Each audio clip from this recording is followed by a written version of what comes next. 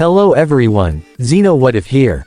Bring in Season 2 Part 32 of What If the Transformers Were in My Hero Academia. Link in the description of the fanfiction of this What If. Listen here YouTube. I do not own anything and this is not a scam. Chapter 63, of Speed and Science, Part 1. Space.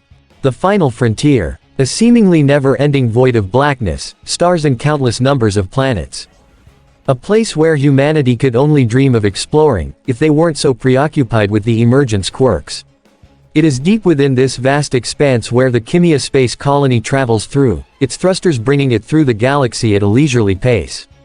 The immense vessel, which in reality was, in fact, a Titan, had been pointed in a single direction and was not intent on stopping until she reached her destination, Earth.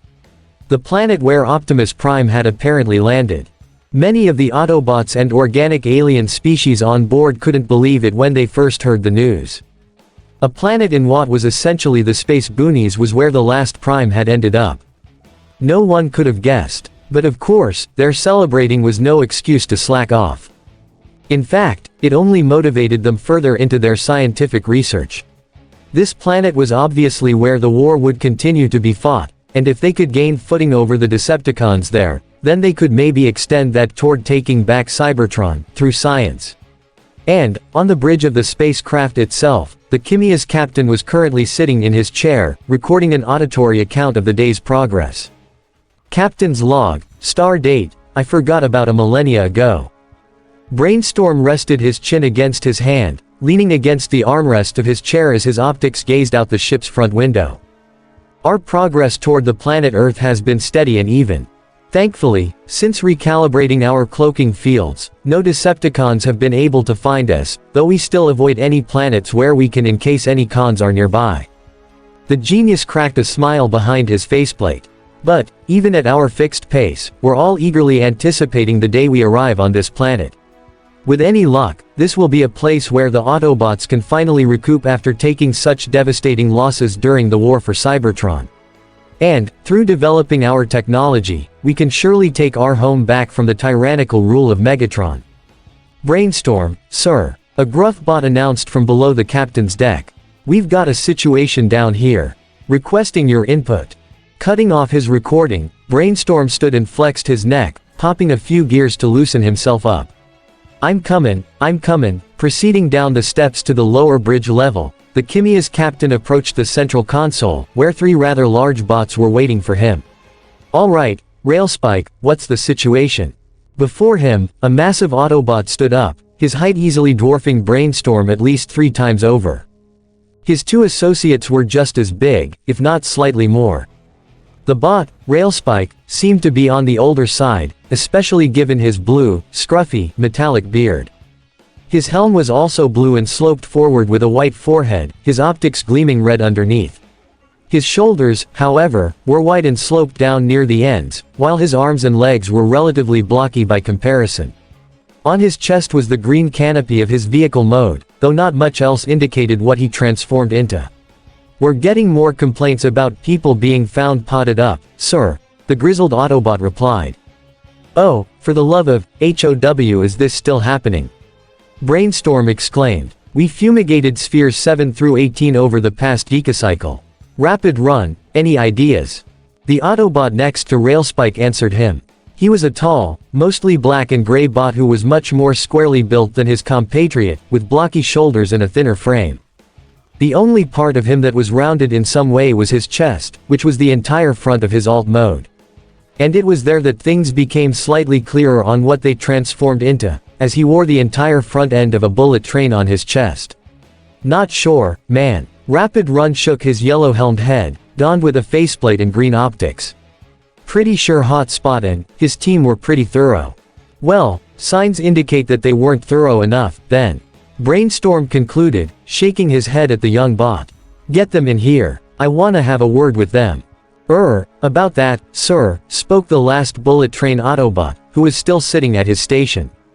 He spoke with a light English accent that has a bit of a tremble to it, as if he always had a nervous tone.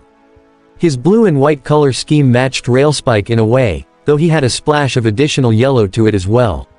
He had a pair of long panels sticking out his shoulders and undoubtedly had the largest legs out of his companions, a pair of blue pillars with his feet made out of the front and rear ends of his alt mode. His chest, though, was completely flat and featureless aside from a few paint apps. Brainstorm nudged his chin toward the largest bot. What's that, Midnight Express? Speak up. Well, I've been attempting to contact the Protectobots for some time now, but they haven't been responding, Midnight Express stammered out. With a sigh, Brainstorm brought a hand to his face. Things can never be easy. Okay, bring their signals up on the map, I'll go find them myself. Midnight Express hastily did as was asked and brought up the schematics of the Kimia, where 6 red blips came up towards the lower decks of the ship. There they are. Wait, this is strange. Rapid Run seemed just as confused. Bro, you sure that's where they are? Why would they be in the engine room? Seems a bit suspicious. Railspike scratched his beard curiously. Why would Hotspot and his crew be down in there? None of them are engineers, I think. That's what I'm gonna go find out. Brainstorm asserted. But first, he rushed back up to his captain's chair and pressed a button on the armrest, causing a small microphone to pop up for him to speak into. ZZKT. Attention all passengers, Brainstorm here. Just a quick update on all those pods we were finding in broom closets. Apparently, some alien monsters been body-snatching employees and spawning functionist replicas. The allegorical threat level of this is through the roof. Actual threat levels to Cybertronians, however, was pretty non-existent, so we haven't been doing much about it, till now. Unfortunately, with the Protectobots now MIA, that's changed. I'm ordering all hands on deck with this one. Proxima, I want you, Applink, Glyph and Tap out to meet me down in the engine room ASAP. Though to be quite honest, if the worst this thing can do is gestate glassy-eyed yes men, I say bring it on, bug eyes. I've got a whole list of troublemakers you can pod up anytime y'all like, otherwise, business as usual. Brainstorm, we're done here. ZZKT. ZZKT. Oh, and note for the cafeteria staff, could we lay off the Soylent Green? I got a memo this morning that says Soylent Green is, let's see here, doubling in price. Now listen up, I don't care how good people tastes. This stuff is costing me more than Flobster, so we're going back to fish sticks. That is all. ZZKT. With his messages done, Brainstorm peered down to the 3 bots below, who were all staring incredulously at him. Brain. Railspike questioned. Is this thing really spawning functionist replicas? PSH, I dunno. Brainstorm shrugged. But hey, it's as good an excuse as any to make sure people stay away from whatever's on this freight with us. Now come on, Team Bullet Train. We need to get down to that engine room, toot sweet. Several cycles later and the 4 of them arrived in the lower decks via elevator, disembarking the lift slowly and carefully while keeping their optics peeled for anything suspicious. Though the dim, red lighting didn't exactly help them in that regard. Fortunately, though, they didn't have to go far until they came across Applink and Proxima, the 2 standing near a wall that had rows of pipes leading down the hall. Brainstorm, sir. Applink greeted first. Glad you made it so quick. Applink. Good to see you get out of your room for a change. The Brainiac pat his pupil's shoulder with a nod. Any sign of the thing? Not yet, sir. Proxima shook her head. And no sign of the Protectobots either. But do you really think that this alien would have come down here? You kidding, Proxima. It's probably the best place it could run to. Brainstorm assured. Considering how warm and toasty it is down here, I bet once we fumigated those spheres, it scurried down here faster than a Stunticon with its rear end on fire. The Fem hummed thoughtfully, agreeing with his conclusion. Fair point. But still, how do you hope to actually catch this beast, whatever it is? Brainstorm raised a single finger and winked. I'll tell you once our secret weapon arrives. This made Applelink's eyebrows raise up in surprise, the ape maximal taking note of which ones were still absent. You mean, Glyph and Tap out? Exactly. Placing his hands on his hips, Brainstorm craned his head back toward the elevator expectantly. Now where are they? They're stationed in Science Sphere 11, so they should have been here by now. You know Glyph, Brain. Rapid Run said a small chuckle. She's probably going every which way but up, all nervous like she usually is when you ask for her. With a heavy sigh, Brainstorm shook his head. That little bot's way too apprehensive for her own good. Her research is sound, now if only she can build up her confidence in that research. He folded his arms over his chest. Hopefully Tap Out can at least expedite her along. Proxima rolled her optics and stepped next to her boss, placing her hands behind her back. I'm sure she'll be along eventually. Ding, oh, what do you know? Sooner than you expected. The double doors slid open and revealed two very similar Cybertronian vehicles, both of them very rounded toward the rear and with sloped roofs that led toward ridged bumpers. One was a deep marine blue with some yellow detailing while the other was a simple deep olive green. The duo drove in and transformed into their robot modes, which, while also similar to one another, had distinct differences. *WHRRTSCHZZTSCHZZTSCHZZCHKT. Their transformations were basically the same. Their roofs forming the chest, front end forming the legs and feet, and the rear and sides becoming their shoulders and arms. However, the blue Autobot was much lighter and more curved in proportion compared to her boxy and heavier built counterpart, giving them the distinction between male and female. The blue one also had curved shoulder pads and a rounder helm, whereas the green bot had boxy shoulders and a somewhat squarer helm, though both of them had stubby horns on top of their helmet. Finally, the Fem's secondary color for soft facial features was a golden yellow with optics to match, meanwhile the mech had silver, more rugged features and blue optics. The mech spoke first as he strode forward confidently, all while his partner stumbled behind him. Sorry we're late. We got a bit held up. No worries, Tap Out. Brainstorm assured. You're actually right on time. We just arrived. He set his sights to the Fem. Glyph, next. I'm just happy that you both made it. Good to see you, Glyph. SS sir. The young Fem saluted with a stammer. It's good to see you too. Again, sorry that we're so late, it's just. Brainstorm. Everything went on pause as another feminine voice was heard from the elevator, making everyone whip their heads up. She insisted on coming with us. Glyph finished. The captain of the Kimia looked up, and wasn't thrilled by who he saw. Oh, scrap baskets. Moving swiftly over toward them was a tall femme with an hourglass figure, though she had no legs. Rather, she had a single mono leg that was attached to a hover platform at the bottom which made her float a mere centimeter above the floor. Aside from that, however, she was built like any other bot. She was mostly a grassy green color with a pale yellow in her arms, though her fingers were also green. Her head was oval-shaped and was only green on either side, with a thick, yellow strip going down the center of her face which allowed her green lips to stick out. Her blue optics were almond-shaped and she had a big, orange light at the center of her forehead, though her most notable feature was that she lacked a helm entirely. Instead, she had a large, green, leaf-shaped hood that attached to her neck and stuck up behind her head, giving her a regal appearance. Also, it wasn't clear what she transformed into, though given the VTOL fans on her, one on each shoulder and another set on her hips, it was clear that she transformed into something that could fly. All four fans were each nestled inside a panel what was primarily dull orange, but had wedge-shaped yellow tips that stuck up at her shoulders and down at her waist. And of course, she wore her Autobot sigil prominently on her chest. Appelink's optics widened at the sight of her. B. Botanica. What are you, MPH? Before he could say any more, the femme, Botanica, placed a finger to his lips, giving him a warning glare. Shush, Appelink. I require Brainstorm's full attention. She spoke with a delicate yet prominent accent, her R's rolling slightly along her tongue. She spun around so that her glare was now directed at the head of the science colony, hovering over to him with one fist clenched at her side while pointing an accusing finger at him. As for you, what in the world are you thinking? Hey, well, I mean, that's a fair question, I guess. Brainstorm rubbed his chin whilst smirking proudly behind his faceplate. Not many bots can tell what I'm thinking most of the time, so.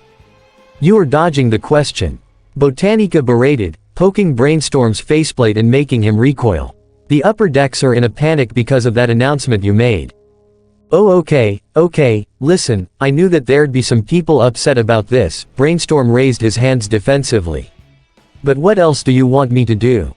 I mean, with prices going up these days, some things are liable to get cut and Soylent Green is.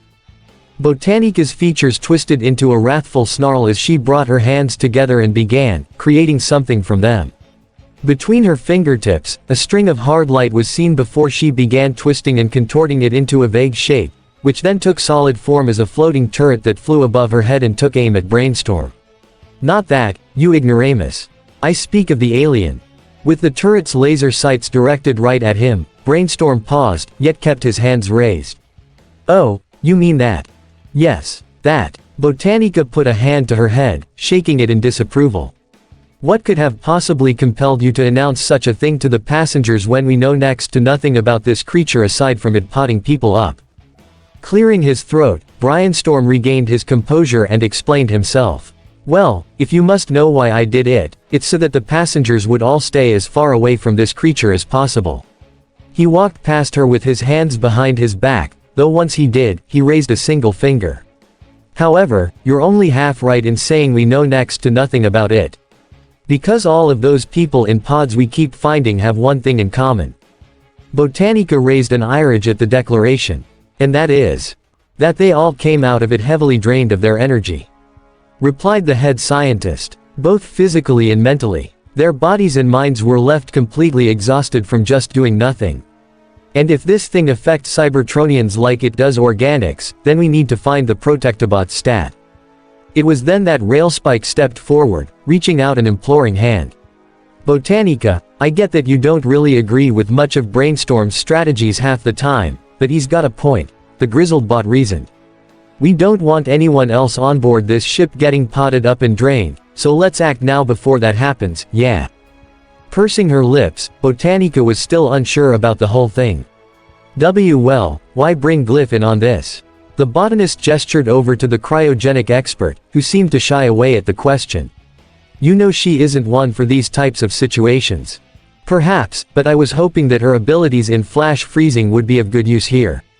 Brainstorm explained. After all, given its nature to trap its prey in pods, we're no doubt dealing with an insectoid alien who'll freeze instantly in the cold.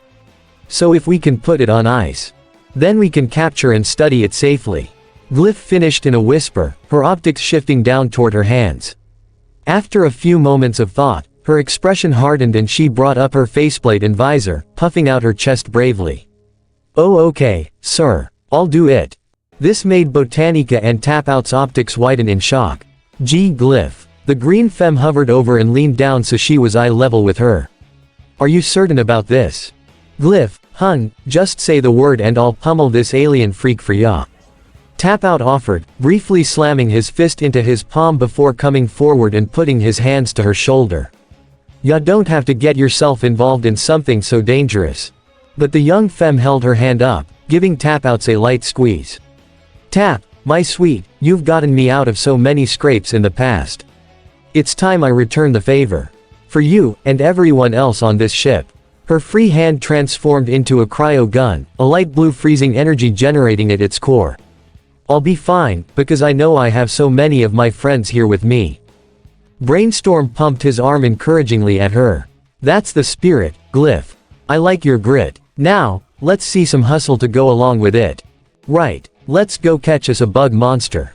GYAAAAAUUUUURRRRGHH. Asterisk. In a single second, every Autobot was chilled to their very spark. The horrible shrieking noise they'd just heard instantly made them all group up on one another, some letting out frightful screams while others yelled in surprise. However, they all stood back to back in a circle, keeping their guards up while bringing out whatever weapons they had. Tapout's hands produced a pair of brass knuckles with his name molded in on them. Applink reached onto his back and brought out his Tesla cannon. Brainstorm aimed his shoulder-mounted guns out into the darkness, and Team Bullet Train all unslung their own long-barreled rifles, with Rapidrun also arming himself with a large shield. Whoa! The youngest of Team Bullet Train exclaimed. What the pit was that? That was our stowaway. Brainstorm deduced. And whatever this thing is, it's gotta be big. He peered over his shoulder to see Botanica bringing her hands together, forming more of her spherical turrets. So, we gonna keep arguing or are we in this together? The botanist wore a frustrated expression before sighing, shaking her head in defeat. Very well, Brainstorm, I will concede this time. All the same, she pointed a stern finger at him. But be warned, I will not tolerate your foolishness in this operation. We must be smart about this. Brainstorm deadpanned at that. Do you have any idea who you're talking to? Grr. Throwing her hands up, Botanica sent all of her turrets out and they automatically mounted themselves upon the walls. Let us just go already. Now that, we can agree on. Come on, people, the hunt begins. Several cycles had gone by as the group proceeded slowly and steadily through the engine room corridors, many of them using their headlights to brighten their way through the dim room. Still, the dull red lighting around them didn't help their visibility anymore. In fact, as they went deeper and deeper, the area only got increasingly darker. Thankfully, though, they didn't have to go far before they stumbled across the first sign that they were getting close to their quarry. *SSSHHLICK*. Ah. Proxima gasped and doubled back as she stepped in something that oozed out from under her foot, backing up into Brainstorm, who stopped and held her in support. He shined a light down to her foot, and what they saw made the whole team grimace in disgust. It was a thick, green, gooey slime that slowly trickled off of her in thick globs, the mere sight of it making Proxima shout while trying to shake it off her leg. Ah. Disgusting. Very vile, indeed. Botanica used her fingers to create a hard light container, catching some of the ooze in order to do an analysis on it later. But perhaps this could be useful in finding a way to fight the creature. Tink tink tink tink tink tink tink. A collective gasp rang out as the Autobots set their sights up to the ceiling, shining their lights toward the pipework above. Something's scurrying up there. Applelink bellowed nervously, keeping his Tesla cannon at the ready. Don't be so hasty, young bot. Brainstorm warned. You bringing a lightning gun down into the engine room isn't exactly what I'd call a good move. Oh, yeah, you're right. The Maximal put his weapon back in favor of a pair of large maces that he kept stored at his hips. I suppose a more primitive form of combat is better in this case. Well, you're a gorilla, Applelink. Midnight Express pointed out. If we have to go so far as to beat this bug into submission, you'd probably be the best one to do it. That earned the bullet train bot a narrow-eyed look from Applelink. Says the bot who can probably squash anything with those clod hoppers of yours. Midnight Express did a double take and let out an offended gasp. I'll have you know that I take great pride in my clod hoppers, good sir. After all, I have leg duties to uphold. Yeah, well, we won't be doing any combining down in here, little brother. Railspike rebuked, bringing up his green-barreled laser gun. Passageways are far too narrow for the big guy to even stand down here. Now, keep your mouths shut and follow me. We're getting close. Right behind ya, big bro. Rapid Run acknowledged, keeping his shield high. As they continued forward, however, Tapout couldn't help but get a whiff of something unpleasant. SNF, you. Anybody else smell that? The mini-bot gagged. Glyph gave a couple sniffed herself and immediately plugged her scent sensors. Ah, yes, I do. What is that horrible stench? Botanica, Proxima and the others all followed her lead, deactivating their sense of smell temporarily. It must be the creature, the botanist concluded. We are getting very close. Yeah, pretty evident if ya ask me. Brainstorm said, having wandered a fair bit away from the group further down the hall. Come look at what I came across. The team all jogged over to Brainstorm as he shined his light upon the wall, and what they saw next made their jaws drop. 6 green pods, all roughly oval-shaped and covered with the same green slime that Proxima stepped in. The material that made up the pods themselves was a slightly darker green slime, though rather than a vicious fluid, this slime was much more solid, and was even somewhat transparent. The 6 pods had different variations in proportion, 4 middle-sized ones, a single small one, and finally, another one that was very large and at the very center of the group. It was enough to make the Autobots' insides churn, but even then, they had a good idea of what this was. Are these the Protectobots? Glyph asked hesitantly. No doubt in my mind. Brainstorm affirmed, stepping closer to climb up the pods. Come on, let's get him down. Sir, wait, Proxima advised. We should. Squish, what's that, Proxima? Brainstorm asked as he touched the cocoon, ready to tear it open. I couldn't hear you over how loud this goop is. GYAAAAAUUUUURRRRGHH. Asterisk. Once again, the group were met with the same harrowing shriek that they had heard before, only now, it was much closer. Splat. What the? Whipping his hand up to his head, Brainstorm wiped off whatever fell on top of his helm, but when he pulled it back, he saw that it was even more of the green goop. Slowly and with a slight tremble, he craned his head toward the ceiling. And there, in the darkness behind the pipework, was a huge pair of glowing red insectoid eyes. Oh scrap. Ow. Like a massive avalanche, all of the pipes suddenly broke and came tumbling down onto all of them, forcing some bots to leap away while others were left helpless. Applink, Rapid Run, Glyph and Tap Out managed to do the former, but one look behind them, and they instantly wished they hadn't. Because now, they were confronted by a horrifying monstrosity. The alien insect was enormous, towering over everyone except for Rapid Run himself. Because it was just about as big as him. Its four hind legs were long and spindly, while its forceps were massive and bladed like huge scythes. Its abdomen was long, bulbous, and curved inward toward its thorax, and it had two sets of dual wings which helped it keep aloft. Finally, its head was very much mosquito-like, for in addition to its big, red eyes, it had a long, sharp proboscis that dripped with the same green ooze that was now covering their friends. GYAAAAAUUUUURRRRGHH. Asterisk. The creature's mandibles broke out into different directions as it roared at the four Autobots, spewing more ooze from its teeth-ridden mouth. Glyph immediately let out a scream and clung to Tap Out for security. Yeah. What is it? Blah, blah, blark barg. Asterisk. The bellow that came from the beast, while extremely terrifying, was also what gave Tap Out the inspiration to name it. I guess it's a blark barg. Whatever it is, don't let it get away. Brainstorm called out, waving his finger out from under the mound of scrap. Autobots. Engage the blark barg. On that note, Railspike and Midnight Express both flexed their arms up and managed to throw the rubble off of them, causing the blark barg to fly up quickly back into the rafters. Get back here, you menace. Brainstorm aimed his twin shoulder blasters up, setting them to stun before firing at the giant bug. I want that thing alive for study. Glyph, can your cryogun reach from here? Rapid Run asked. But the blue mini-bot shook her head. No, I'm too far. And besides, I don't know if. Glyph. Applink turned back to her and placed a hand on her shoulder, giving her a reassuring gaze. If I help you up there and promise that I won't let that thing hurt you, do you think you can find the courage to fight? Glyph herself wasn't sure. I'm a scientist, not a warrior. I've never had to be put into a situation like this before. She put her head between her hands and screwed her eyes shut, lowering her head as the pressure started to crank up within her. I can't. But then, a soft, familiar touch brushed against her hand, snapping her out of her terror. Bade. Glyph brought her optics up and met those of her beloved Tap Out, the mech smiling down brightly to her. I know, it's scary. Believe me, I'm just as scared as you are.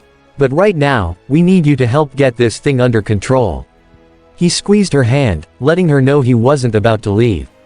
How about this? I'll go up there with ya. Let's help Applink take this disgusting thing to the scrap heap, All at once, Glyph suddenly felt a major boost in confidence, her expression brightening up as she opened her hands and brought Tap Out into a short embrace. You always know how to lift me up, Tap. She took a deep intake of her and slapped her hands to her cheeks, solidifying her resolve. Alright, let's do this.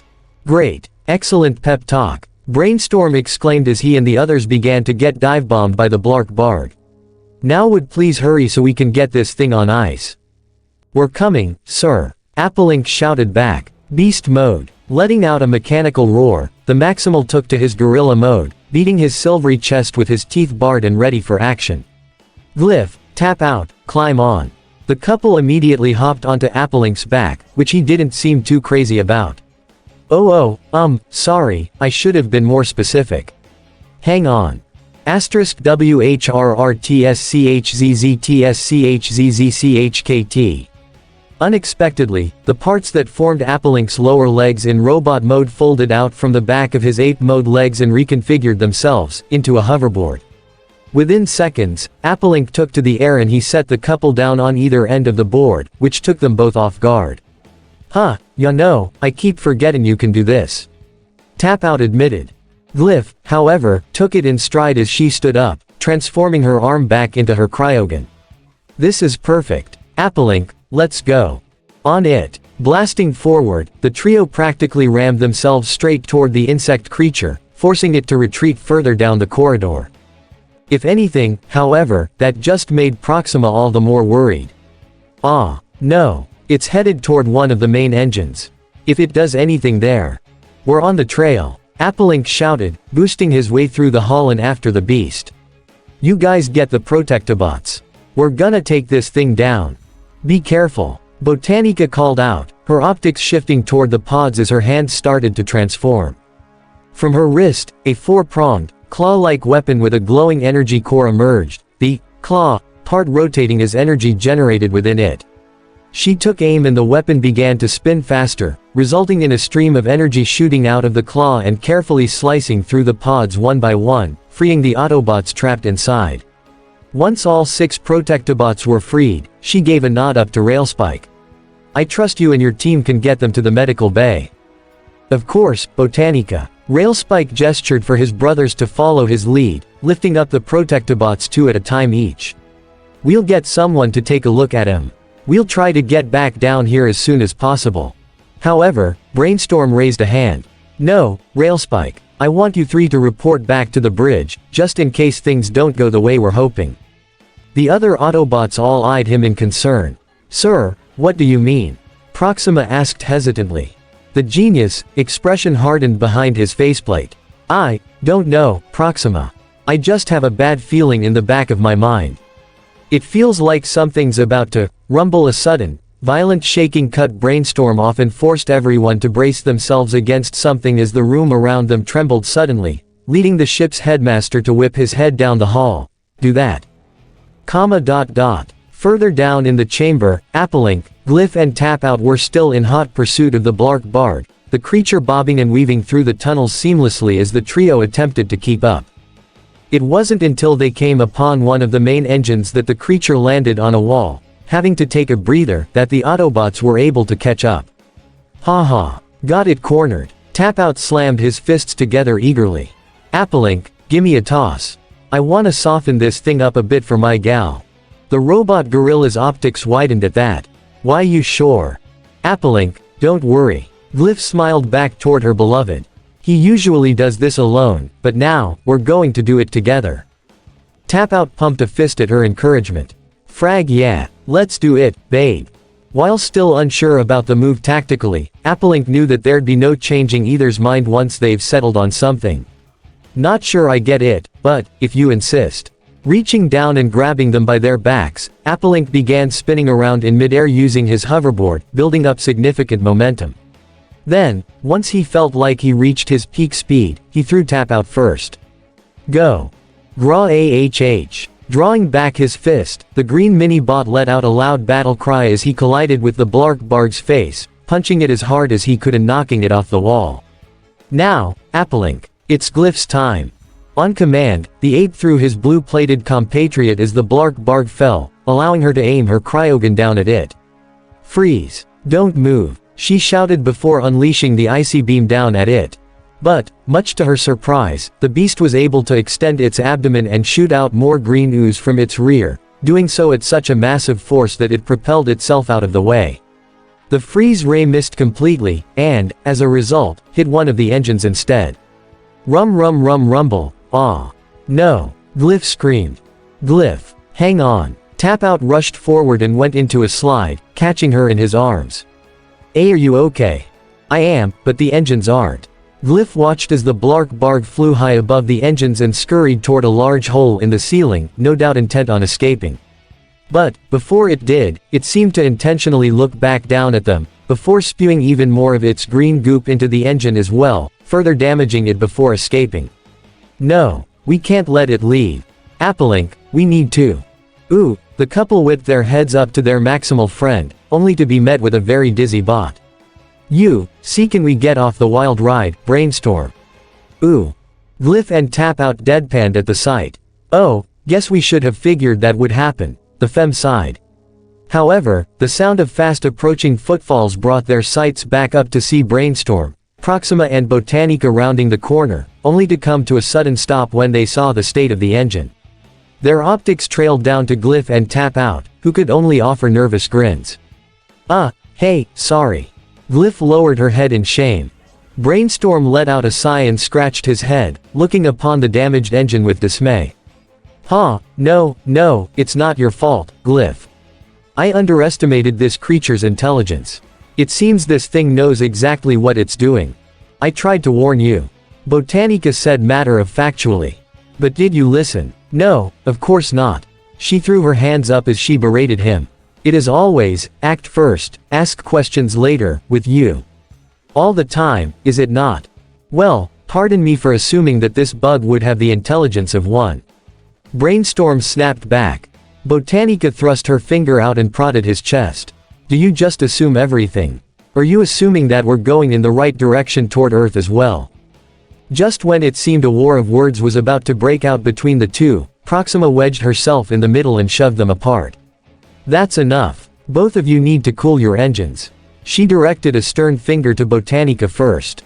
You, Botanica, first of all, need to stop giving so much grief when it's completely unnecessary. I understand that you're a perfectionist, but no one can be perfect. A grimace adorned Botanica's features as she crossed her arms over her chest with a huff. HMPH, well, others can at least strive for it. Or even make an attempt. Hee, well, everybody makes mistakes, Botanica. Brainstorm chortled, rubbing his chin with a victorious grin. And of course, once mistakes are made, we make a concentrated effort to correct them. Remember, here at Kimia, if a mistake isn't made at least once a day, then is science really getting done? Trial and error is a thing, after all. I do not make errors. Botanica raised her head as she began hovering away from the group, intent on returning to the upper levels. I snuff them out before they can even happen. As she left, the rest of the Autobots couldn't help but feel a little awkward at the silence that followed, only for Brainstorm to abruptly break the tension. TCH, real life of the party that one is, EH. Hee, oof. Without warning, Proxima smacked him upside the head and prodded his faceplate with her finger.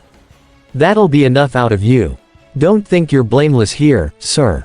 You need to realize that every scientist aboard this ship has their own way of doing things. They can't blindly follow everything you do just because you think it's the right decision. Gah, of course I don't. The genius insisted as he rubbed his head. If I had that kind of expectation, then I'd be enforcing everyone to do their research in a specific way, and that's what's called hindrance. And hindering science is far from what I want to do. Brainstorm placed his hands to his hips and shook his head. I just don't know what sort of problem Botanica has with me. I suppose it might just be a case of personalities clashing, sir. Proxima offered. Yeah, all the same, Brainstorm turned back to the others, ready to proceed with correcting the mistake. But we can deal with that later. Right now, we need to find that Blark Barg and trap it. Applink and the mini-bots were visibly confused at that. Trap it. The Maximal transformed back into his robot mode and approached his teacher. Sir, wouldn't it be more prudent to eliminate it if it's such a threat? You kidding? And miss out on all of the potential research and experiments we could perform on it. Brainstorm reached around his protégé's shoulders and led him down the hall. Not a chance. Come on, let's get back to the bridge and come up with a plan. We need to find a planet to land on so we can fix this engine up anyway. Tap Out and Glyph stood up and walked in step with Proxima, the former whispering up to her, so, you think he can pull this off? Knowing Brainstorm, Proxima pondered for a moment before coming to a conclusion. Possibly. Maybe. Glyph hung her head at the answer. Ooh, I was afraid of that. Several cycles later, once the Protectobots had been taken to the medical bay and everybody regrouped on the bridge, Brainstorm took to his chair as everyone from the hunt gathered around, intent to hear what his plan was. Okay, so, he typed in a command on his chair and brought up a hollow screen, showing a schematic of the engine, which had several parts flashing red. This is how damaged the engine is. Several turbines have been bent out of shape, some pistons are either frozen or caked with goo, and the combustion core has been significantly damaged. We'll need to make planet fall in order to fix it. Do we even have the parts to fix it? Railspike asked. Mostly, yes. Brainstorm affirmed. We might have to get creative with certain bits, though. Botanica's optics narrowed at him once again. Define creative. Well, we might have to salvage some parts from other areas of the vessel. The genius elaborated, some of which are integral to the science sphere's retaining power. The botanist immediately shot the idea down. Are you insane? We cannot deprive the inhabitants of this colony of power. They would perish. I know. Brainstorm said firmly as he stood up, his glare hardening at her. Which is why I'm only considering it as a very, very last resort. As in the, we're disparate, kind of last resort. He raised an imploring hand to her. Now, if you'd like to hear out the other options that I've thought up, then maybe we can get somewhere. Despite her growing frustration, Botanica had a feeling that she'd want to hear him out. You could have LED with those other options first. The ship's headmaster gave a shrug. Maybe, but I wanted to get the drastic option out of the way first. Brainstorm raised a single finger into the air. Now, the humane option would be to find the nearest planet and make a pit stop there to see if they have the parts we need. That sounds like a bit of a gamble, sir. Proxima admitted. Sure, we could be near a planet, but we don't know if it'd be inhabited unless we make planetfall, and with the engines the way they are, Kimia can't transform into her city mode. Maybe not, but we do have emergency shuttles. Clapping his hands together, Brainstorm spun around toward Team Bullet Train. Also, I've been having the boys here keep a sharp optic out for any planets that we enter the vicinity of just in case something crops up and we need a safe place to stop. Midnight Express saluted to his commander. Indeed so, sir. In fact, give me one moment. The largest member of Team Bullet Train went back to his computer console and began typing at an impressively quick pace, bringing up the coordinates of the nearest planet. Aha, I was right. Pointing up through the bridge's window, Midnight Express pointed off toward the little red dot in the distance. There, see that red star? That's a planet, right there. Brainstorm let out a laugh and craned his head back toward Botanica. Ha ha, see, what did I tell ya, Botanica? The perfectionist femme rolled her optics at his boasting. Well, fine, we found a planet. But how are we to know that it is inhabited? I'm working on that right now, actually. Midnight Express explained. The ship's computers are currently scanning the planet for any life signs, so we should know in. Beep beep beep beep beep beep. The loud alarm and red flashing light on the console cut him off, making his irises shoot up in surprise. Oh, right now. Rapidly typing once again, Midnight Express hurriedly brought up the results, and what he found took him aback. Ah, why you must be joking. What's the haps, bro? Rapid Run asked as he and Railspike leaned closer to their brother's screen, and were left astonished by what they saw. Whoa, no way. Well I'll be smelted. Railspike turned around and grinned out to the rest of his compatriots. Ladies and gentlemen, we're in luck. Turns out, that planet out there. It's got thousands upon thousands of Cybertronian signals coming from it. The team collectively gasped at the revelation, with Glyph exclaiming, "Hey, are you serious? Other Cybertronians are on that planet." Applelink's processor was going a mile a minute, thinking of what this meant. Could we have stumbled upon one of Cybertron's colonies? Or even a planet where another Titan took refuge after the Great Exodus? All entirely possible, Botanica affirmed with a small smile. Which means that perhaps we will have an easier time repairing the ship's engine than we thought. Brainstorm threw his head back and let out a mighty guffaw at the development, bringing his arms up triumphantly. Ha ha ha, you see, everyone, I knew that our luck would hold out. That said, we'll need to decide who goes to this planet and who'll remain behind. After all, that Blark Barg isn't gonna take care of itself. Very true. Railspike nodded before gesturing toward his brothers. We'll stay behind, of course. Those shuttles are fast, but they're not suited for our size. And besides, we stand a better chance against that creepy crawly than anybody else on board. Rapid Run added. It was then that Glyph made a suggestion. Oh, maybe Tap Out and I should go. He and I are probably some of the least threatening members of this crew, after all. A very well thought idea, Glyph, but unfortunately, I still need you here. Brainstorm shook his head. After all, Putting the Blark Barg on ice is probably the best way we can secure it. The femme frowned in disappointment as her captain directed his attention toward Tap Out. But all things considered, you would still make a good option, Tap Out. I'm sure you've had experience in diplomacy, correct? The former boxer smirked and slammed his fist into his palm. Well, certain kinds diplomacy, sure. He snickered. As I suspected. Brainstorm's gaze trailed up to his protégé, reaching up and placing a hand upon the Maximal's burly shoulder. Well then, Appelink, I'm gonna let you take the lead on this one. Appelink's optics nearly bulged out of his head after hearing the decision. Hold on, what? Sir, with all due respect, I'm a scientist, not a diplomat. The older Autobot gave his student a serious look. Maybe, but we don't have many options. The Protectobots are gonna be out cold for a while, so our security is stretched thin. I need my best operators for this job and you're one of them. He gave a resolute nod up to the Gorilla Bot. I know you can do this, Appelink. I have faith in you. And besides, it's not like you'll just be going with Tap Out. Brainstorm put on a cheeky grin and whirled around to his resident plant scientist. Isn't that right, Botanica? Almost automatically, the femme did a double take. What? Me? Why should I go? Because, despite everything that we go through, you're one of the most level-headed individuals on this ship. Brainstorm reasoned. Should anything get out of hand, if anybody can de-escalate the situation, it'd be you. I actually cannot argue with that. Botanica admitted, taking a deep intake to resolve herself.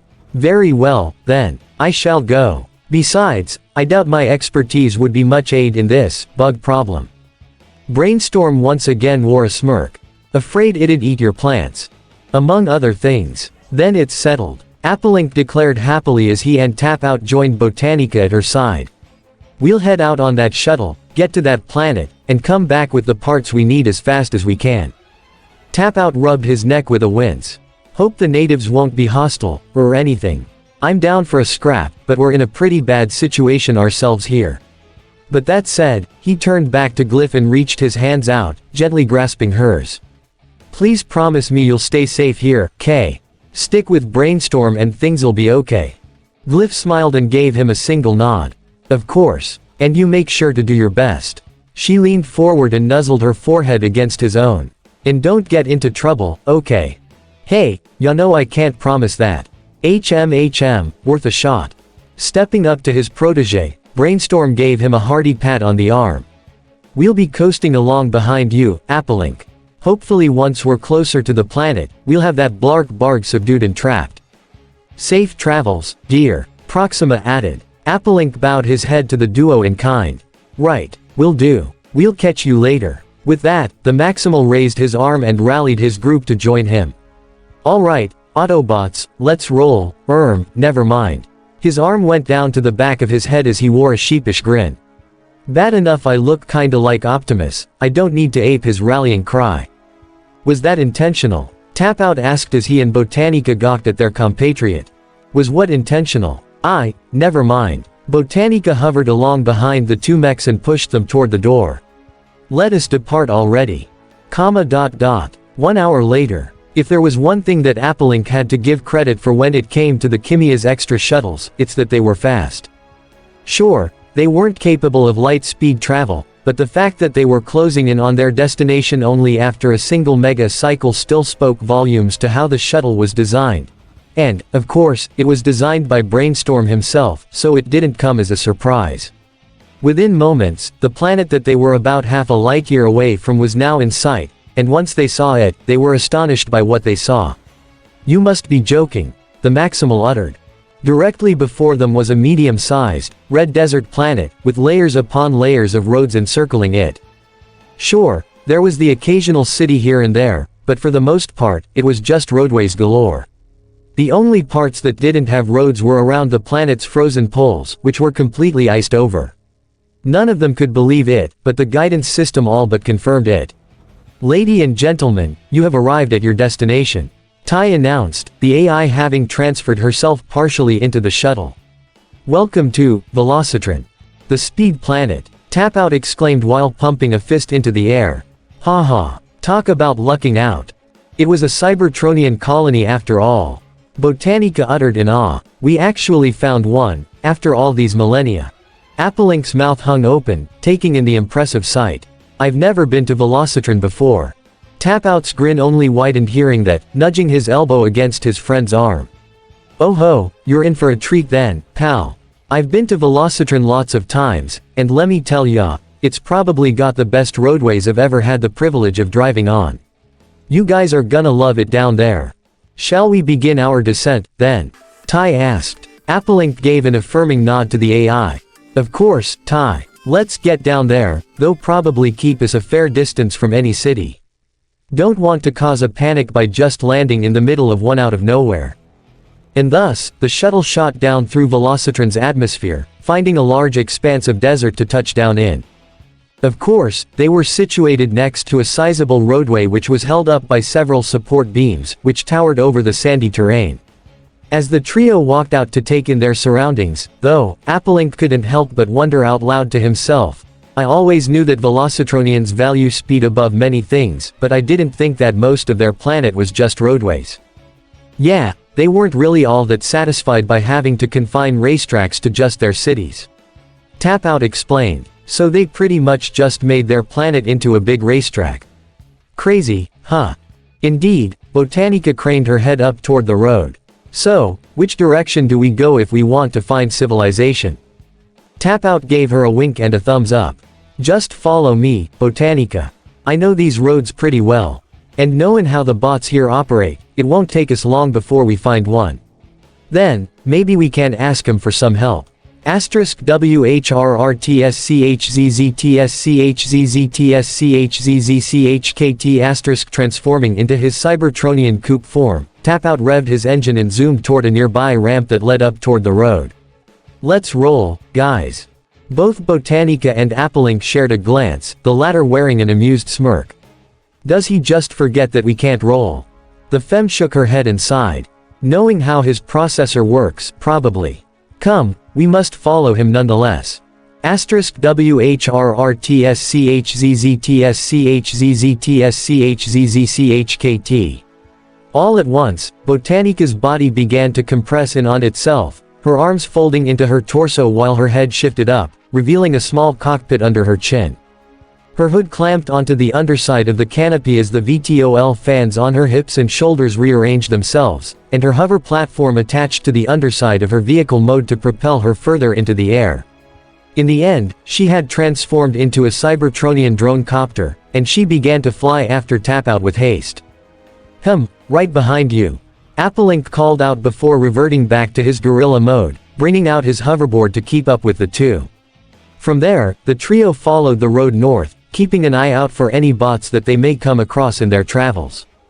And it didn't take even half a mega cycle for Tapout to spot something. Whoa, pump the brakes. He screeched to a halt on the road, prompting Botanica and Applelink to stop in midair. Tapout changed back into robot mode and approached the guardrail, pointing out toward the desert clearing that they had come across. We've got locals. His compatriots joined him and set their sights out toward the sands, and what they saw left them curious. Just a few clicks away stood two shorter bots. One of them was a lot blockier in build, with lots of angles to him. He seemed fairly young and sported a striking cyan, orange and white color scheme, with a smidge of red in the forehead section of his helmet. The entire front end of his car mode was on his back, and the rear tires were in his legs. The other bot was much skinnier, though his most jarring feature were his large shoulders where his massive yellow tires were mounted. He was primarily brown and white in color, with hints of yellow in his knees and upper chest. His horned helm had an air intake sticking out the front, and it was fairly obvious that he was on the older side, given his etched, grizzled features and the metal beard on his chin. Also, the entire front end of his dragster mode was folded up onto his back. However, that wasn't what Applelink and Botanica were focused on. Rather, it was the fact that these two bots were being surrounded by two other bots in their vehicle modes, driving around them in circles. One was a small, red and gold motorbike with big, red wheels, and the other was a big, green monstrosity of a vehicle that had two huge wheels in the back and a single one up front, a blue canopy, and a pair of massive thrusters that were mounted on its back, and those two bots were laughing maliciously at their victims. Something's going on out there. Applink exclaimed, his gaze hardening at the scene. We should help. Do not act so hasty, Applink. Botanica chastised, flying in front of the Maximal so that he wouldn't rush in. For all we know, this could be a common practice on this planet. Perhaps we should keep moving. Woo-hoo-hoo. The sudden whooping from one of the bots caught their attention once again, leading them to watch as the red motorcycle started faking out the younger bot in the middle by pretending to dart at him, only to resume going in circles. Ha ha ha. What's the matter, Whittle bot? Too scared to try and stop us? Ha ha ha. Came the bellowing laughter from the large three-wheeler. You really gonna let the old-timer fight battles for ya? The growly voice egged on. Said old-timer, however, wasn't too impressed. I've had enough of this. The bot reached behind his back and took out what appeared to be an entire engine block, holding it in his hand via a handle underneath. Oddly enough, though, there was a blade folded back on top of the engine, and what happened next took all of the Autobots by surprise. Cyber key power. The old mech briefly glowed with a powerful, red energy as a similar red light came falling out of the sky and inserted into the back of the engine, which allowed the yellow blade to flip forward. With a loud battle cry, the geezer lifted his weapon high, much to his young friend's dismay. No. Wildbreak, you can't, he shouted. Ooh, so that's how it's gonna be. The motorcycle snickered. Well then, ransack, transform. All at once, the entire rear section of the bike separated and its rear wheel split in half, folding out to the sides of the legs as they separated from the undercarriage as well. The seat and gasket of the bike split in half as well, forming the arms and shoulders respectively before its front tire spun so that it was now horizontally mounted. Finally, the windshield flipped backward, forming the chest plate of the robot as his head was revealed. His helm was red with a silver lip over his eyes, making it resemble a cap of sorts. Screeching into a spin, the big, green vehicle did the same. Crumplezone, transform. The sides of the vehicle's rear section split off from the rest of it, tires included, transforming into the arms with the hands popping out from the rear bumper. The front bumper and headlights, meanwhile, disconnected from the front wheel and swung downward, revealing themselves to be the legs and feet. The front wheel then folded into the cockpit, which then itself folded down to become the chest of the bot. Finally, his head was revealed, and it was just as monstrous as his alt mode. He had a large helmet with a head crest in the middle and two fins on either side, which led down into a permanent scowl. His jagged, gold face was framed by his huge lower jaw, which had molded in teeth to make it resemble a threatening underbite. With Ransack taking the entire rear of his vehicle mode in hand, he smirked down to the smaller bots, all while his large compatriot backed him up. Crumplezone, looks like this old guy wants to play hardball. Good. I like to play, too. Crumplezone said eagerly, slamming his fist into his palm. Only I play fair keeps. Hee. I'm thinking Iron Whirlwind attack. Ransack suggested. Oh, a double piledriver'd be a lot more fun. The younger bot clenched his metal teeth and rushed forward, spreading his arms out in front of Wildbreak. Leave him alone. But Ransack was having none of it. Slag off, pipsqueak. In one swift motion, the motorbike bot performed a spin kick, sending the young bot hurtling back and skidding across the ground. Clocker. No. Wildbreak grimaced up to his assailants, know that he didn't stand a chance. But still, he wasn't about to back down, not after that. That's it. I'm gonna. Cyber key power. Much to the older bot's shock, both Ransack and Crumplezone performed the same technique that he just did, with red beams of light shooting into them. For Ransack, the key inserted into the piece of his alt mode that he was holding, which caused a set of twin blasters to come flipping forward on it. And for Crumplezone, the key slotted in straight into his back, causing the thrusters to also flip forward, mounting themselves on his shoulders as a pair of bazookas. Wildbreak gasped and stumbled back, his optics widening in horror. When we're all done with use guys, you'll be ready fair da reckon yard. Ransack threatened as their weapons began to glow with power. Start da Slamfest. Crumplezone roared in delight. But then, crash. The troublesome duo hollered out in pain as something slammed into them at high speed, taking them off their feet and sent flying several feet away. Wildbreak was left stunned and had to do a double take when he saw his saviors, a green coupe and some weird beast on a hoverboard. neither of which were really common on Velocitron. All the same, he was grateful to them and smiled in approval, especially when the green one transformed and went over to him. "Sir, you alright?" Tap-Out asked. Yeah, I think so." Wildbreak nodded. "How about you?" "We're alright, sir," the flying ape acknowledged with a salute. "But you should really get back. This could get ugly." Appellant Q, maximize. With a guttural roar, Appelink assumed robot mode and landed directly in front of Clocker, picking up the younger bot and delivering him straight to Botanica, who wasn't far behind. The botanist transformed and met them halfway, rushing up to inspect the injured youngling. "Are you unharmed, young bot?" she asked, gently placed a hand upon his head. Clocker let out a small hum and nodded, though weakly so. I think so. I'm not dreaming, am I?" Botanica shook her head. "No, this is very real, young one. You and your friend are in great danger." She peered down to the elderly bot and nodded to him. "Stay here with me, good sir. I will tend to your charge as best as I can." "I appreciate it, young lady." Wildbreak put his weapon away just as Appelink produced something from behind his back and set it to the ground, something that looked suspiciously like a weapon. What's that?" "Don't worry, it's something to keep you all protected." Appelink pressed the center of the device and it started projecting a large, dome-shaped force field around them all, only for him to step out of the shield soon after. "Remain here. We'll take care of this."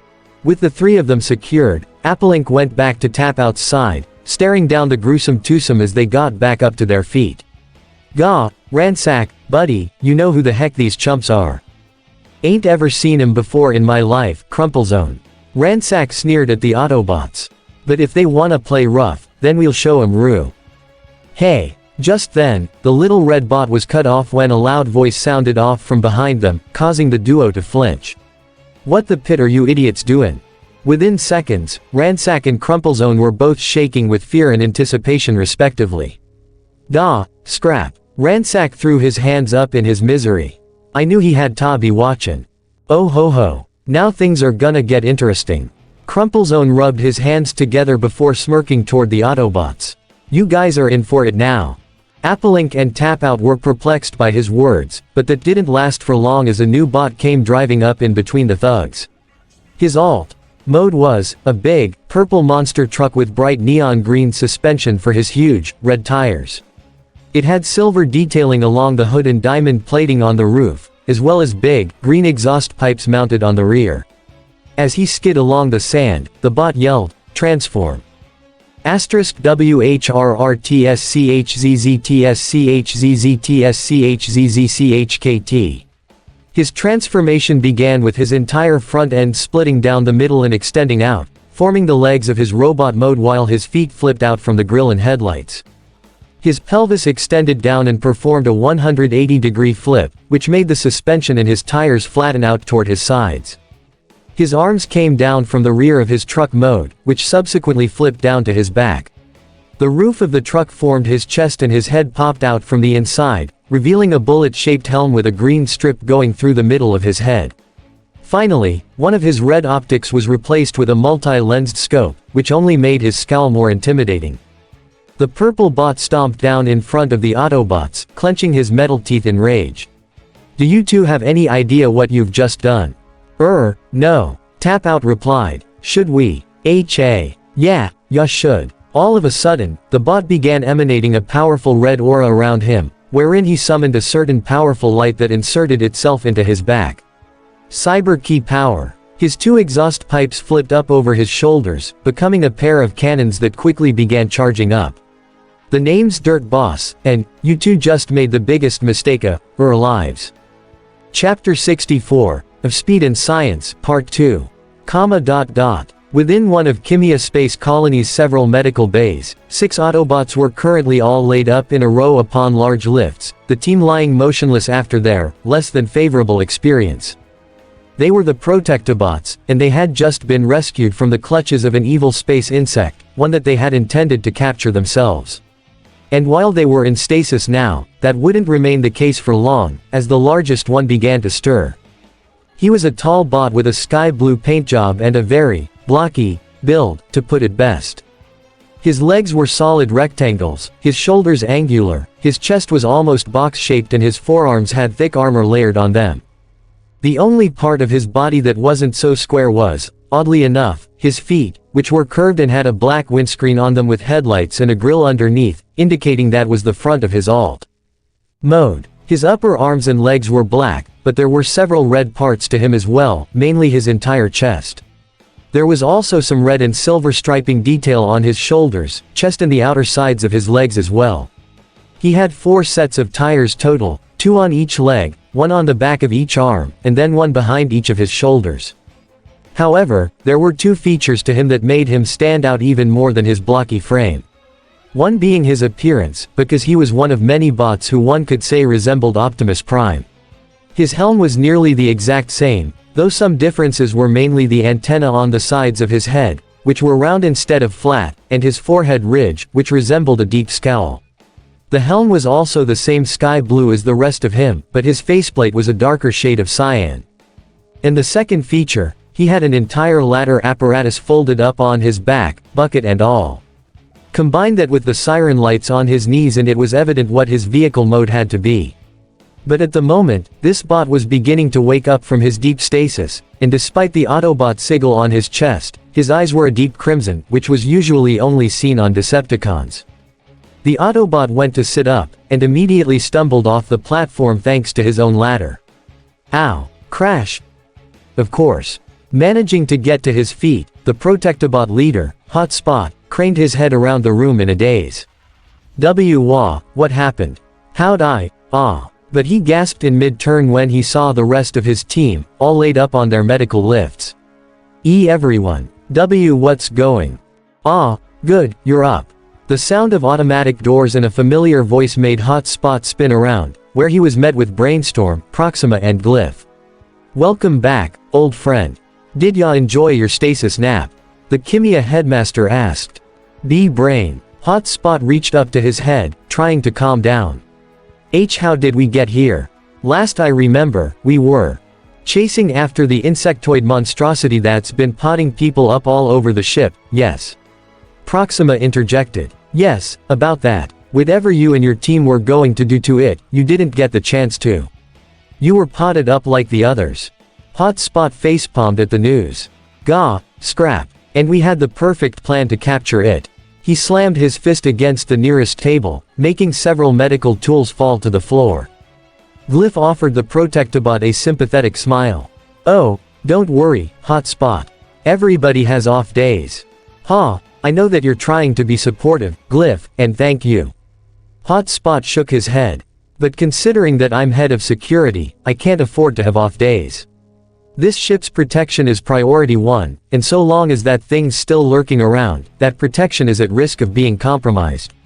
He brought up a fist and clenched his fingers. It's imperative that we capture and destroy that thing once and for. Whoa, I'm gonna stop ya right there, my friend. Brainstorm interjected, holding a hand up to the fire engine. Remember, this is my ship, and what I say goes. And what I say is that we need to capture and contain this menace so that we can perform experiments on it. See if we can't glean anything useful from it. Optics wide and full of bewilderment, Hotspot wasn't sure what to make of his commander's idea.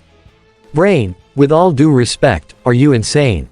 With his head held high, Brainstorm placed his hands behind his back and turned away from his friend. I've been asked that several times throughout my life, Hotspot. And every single time, I have the same answer. No.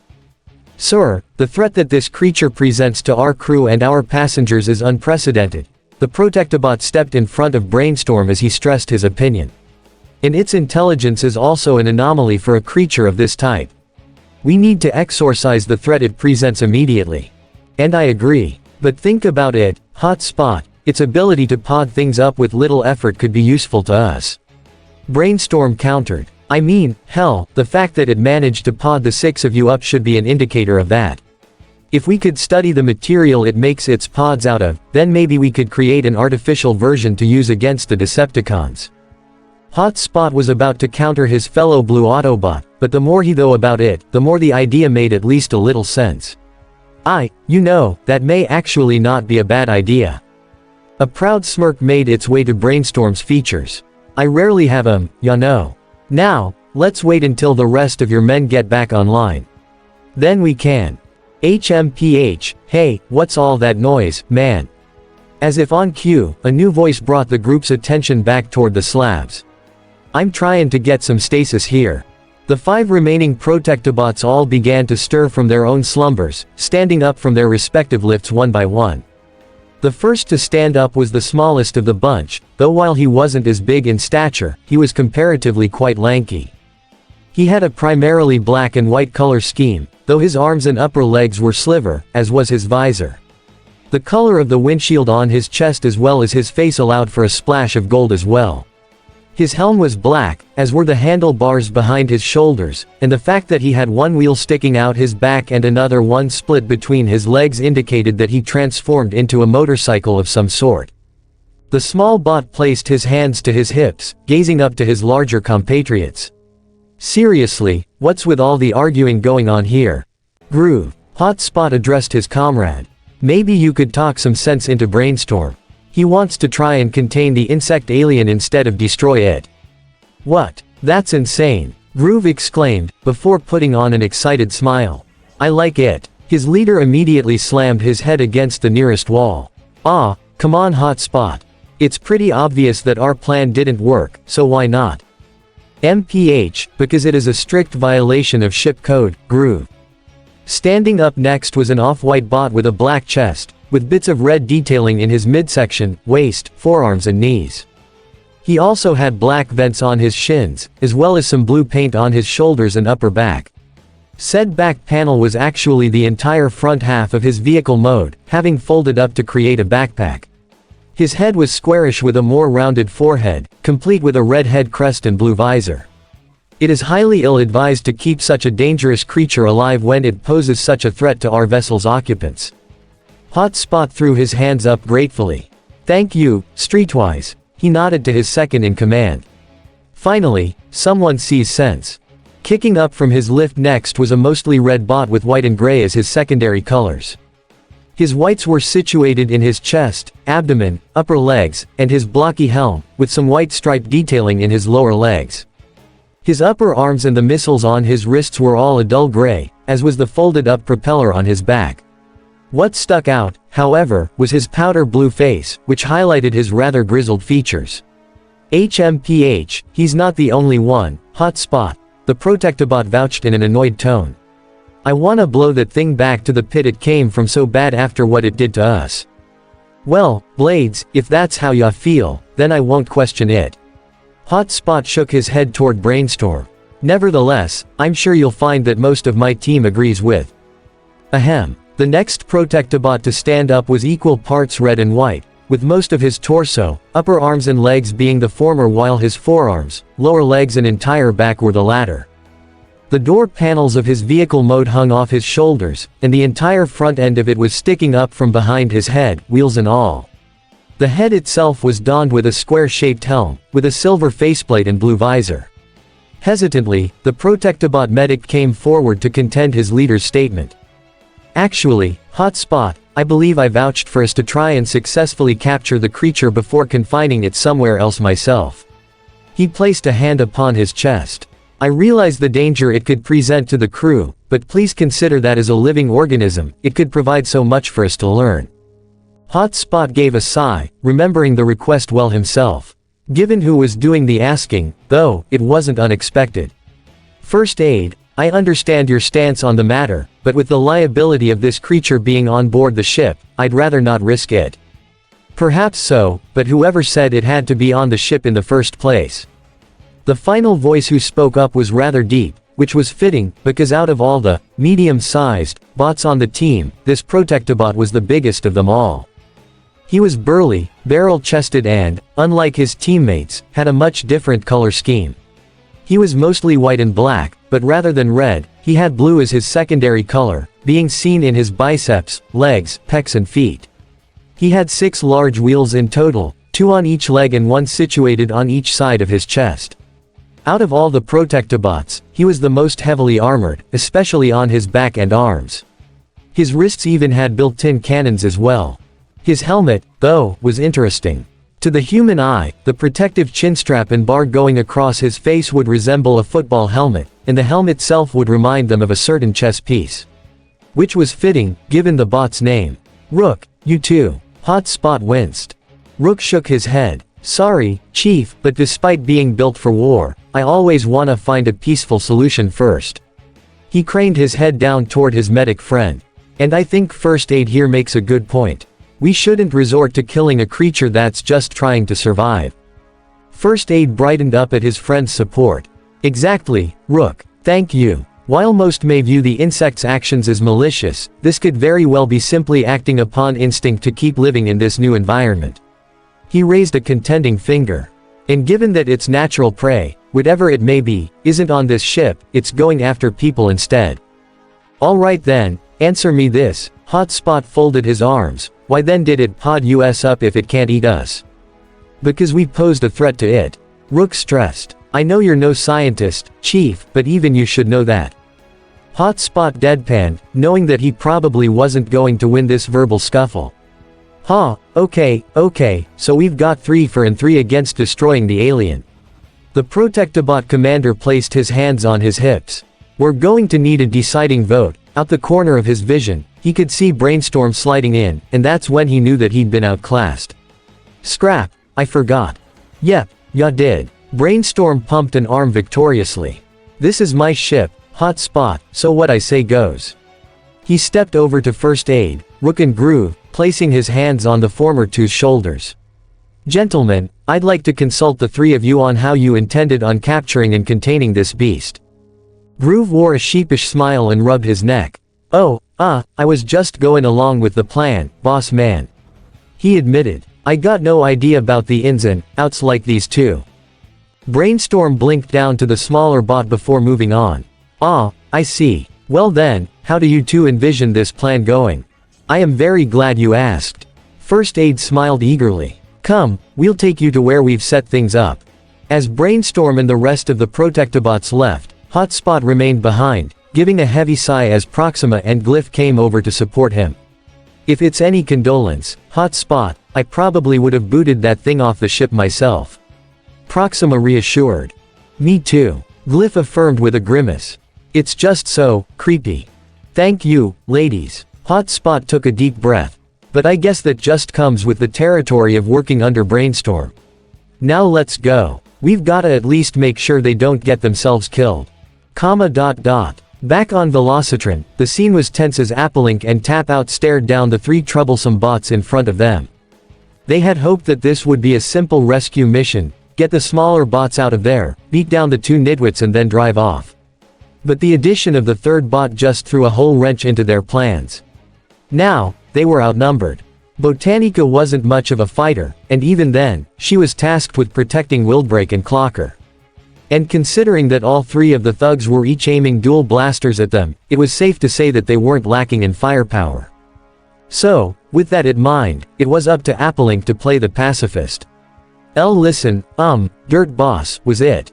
He started. I couldn't help but notice that you said we interrupted your business. What exactly do you mean by that? Hey, now it's real obvious or not from around here. Dirt Boss scoffed. Otherwise, ya would have heard the word by now. He jerked a thumb over his shoulder, pointing between Ransack and Crumplezone. See, these 2 and myself are running some protection services across the planet. We offer our protection for a small fee, and no one gets hurt. Hurt by you, I'm assuming. Tap-Out snapped back. Your boys literally kicked the youngling and were about to blast that old man to smithereens.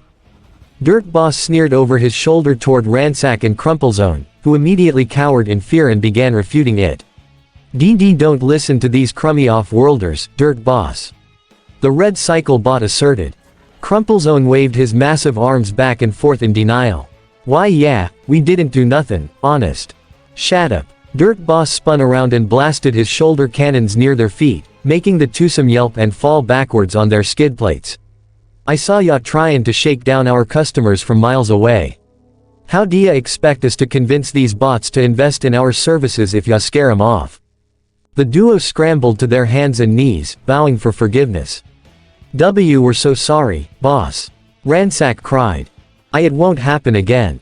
Crumplezone avowed. We swear. Clicking his metallic tongue in annoyance, Dirt Boss brushed off the groveling and got back to business. Pull yourselves together, ya mooks. He rounded back toward Applink and Tap Out with his single-eyed glare, the lenses in his other optic adjusting to aim at the two. We've got bigger fish to fry. Applink raised his hands imploringly. Wait, please. We're just trying to find parts to repair our vessel's engines. We're not here to. HA. Ya need parts, Ransack shot up to his feet and aimed his blaster, with Crumplezone following his example. Good luck with that, monkey mech. All the parts for any interstellar travel are all under lock and key. Needless to say, this took the two mechs by surprise. What? By who? Tap Out demanded. With a snaggle-toothed smirk, Crumplezone replied, Nanya. Nanya fraggin' business. Rearing back, the big, green bot planted his feet and pumped his arms before lurching forward, letting loose a massive pair of blasts from his shoulder cannons. Barrier Bazooka AAA. KACHOOOOM Applink and Tap Out only just barely managed to get out of the way, the twin beams instead making impact with the ground and leaving a massive crater. The two Autobots stared slack-jawed at the display of power, and before they knew it, they were being bombarded by laser fire from Ransack and Dirt Boss next.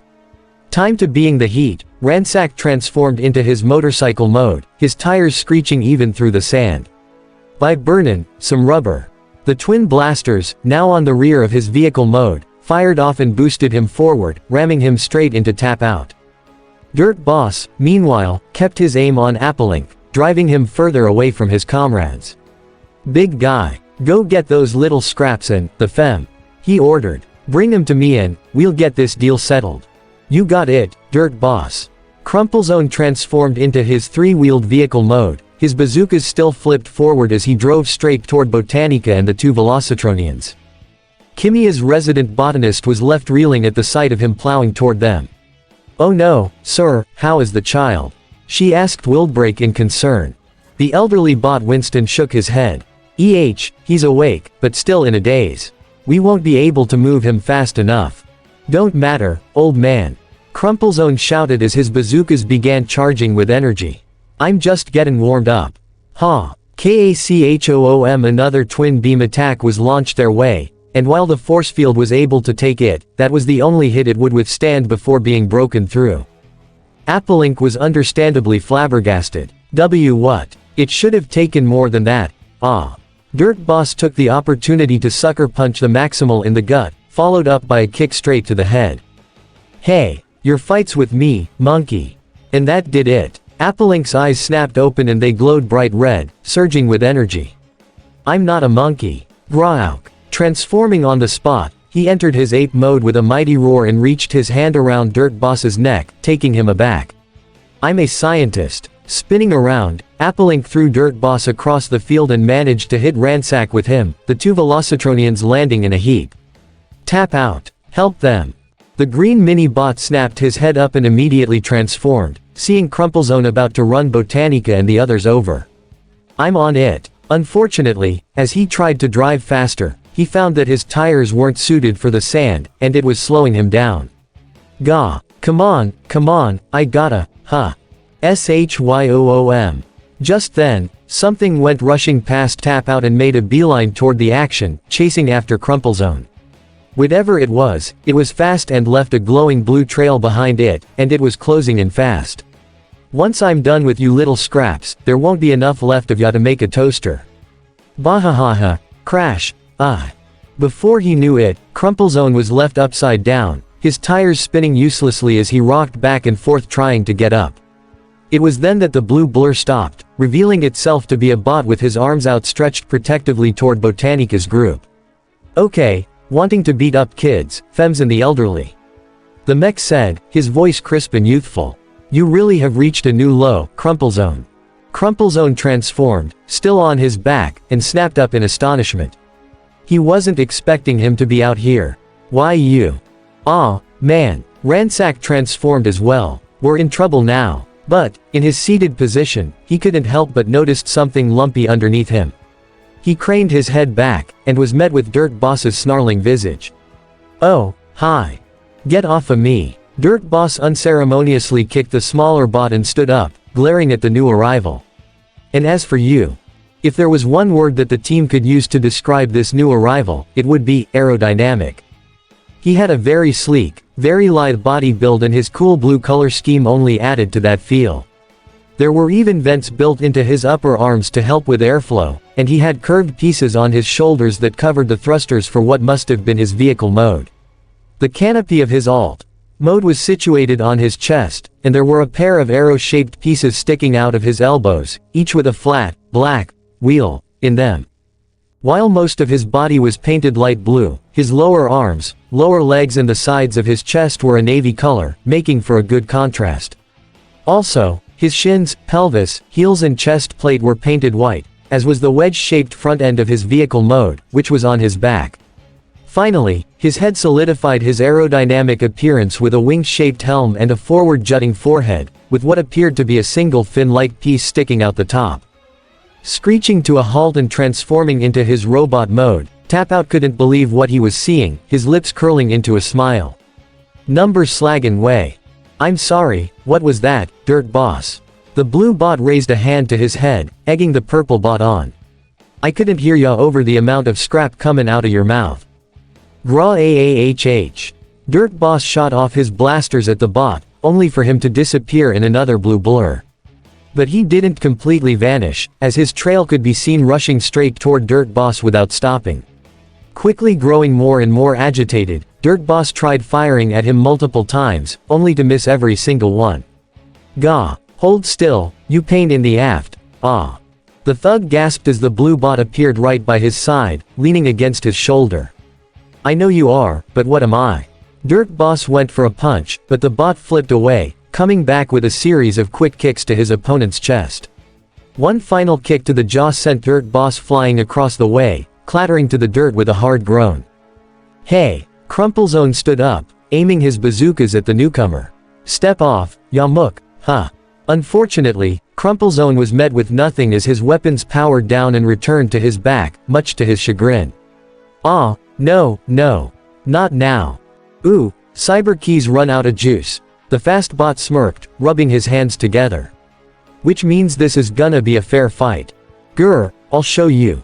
Raising his arms, Crumplezone aimed a pair of small, wrist-mounted blasters at the bot, firing at him as fast as he could. That went about as well as could expected. Nope. Nah, sorry. The bot mocked as each shot missed. You got nothing. Peeking one optic open after a particularly theatric dodge, the quick-witted bot produced a rifle from his back and started peppering shots into Crumplezone, his trigger finger moving at least 10 times per second. Before long, Crumplezone was riddled with holes and scorch marks, left on wobbly feet only to fall over a second later. Ransack, meanwhile, was trembling in place. His cyber key power had been used up and he had to wait for it to recharge, meaning he was defenseless as the blue bot approached. Now hold on there, bud, we could cut a deal. Huh, sure. Here's the deal. The blue bot spun his rifle in his hand as quick as a flash before aiming it back toward Crumplezone and Dirt Boss. You three are gonna get the frag outta here before I call the authorities. Consider this little beatdown a warning for you to never come back to this sector again. He lowered himself down so he was staring at Ransack, optic to optic. That sound like a good deal. Why yeah, sure. Haha. We'll be outta air in a jiff, no need to tell us twice. Quickly transforming into his motorcycle mode, Ransack did his best to rally his cohorts into transforming as well. And while he and Dirt Boss were able to roll away well enough, Crumplezone had a visible sputter to his driving path, as if he was limping away on his wheels. With another quick spin of his weapon, the blue bot holstered it into the storage compartment on his back, only to hear an uproarious cheer from behind. Woohoo! Frag yeah, boy! The sound of metal hands clapping together brought the bot's attention to Tapout, who approached him wearing a big grin. Ha ha ha, even after all these stellar cycles, you haven't lost a single step, my friend. The blue bot had to blink a couple times, making sure that he wasn't seeing things. Ha, no way. Tapout. He zipped over and leaned down, darting around the smaller green bot. Is that really you? The one and only, my friend.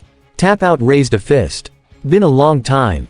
Haha. No kidding. I haven't seen you since the space bridges closed between worlds. How are you even here? I got a new gig on an Autobot science colony. Tap Out jerked a thumb over his shoulder toward his companions. Me and my pals over there are here trying to find parts to repair one of its engines. Come on, you've gotta meet him. Applelink and Botanica glanced to one another in surprise as Tap Out presented the blue bot to them, giving the mech a pat on the chest. Guys, allow me to introduce. But the blue bot raised a finger and winked down to Tap Out.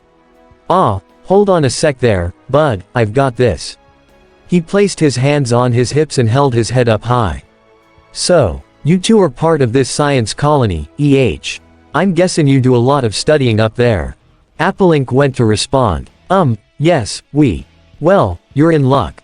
The blue bot spun around, thrusting his arms out to his sides. Because this guy's one heck of a specimen. His speed is unmatched, his charming good looks are unprecedented, and his charisma is, something else that's very, Allow me to introduce myself. After rushing around them in a zigzag pattern, the bot slid to a crouching stop and declared his name, Blur.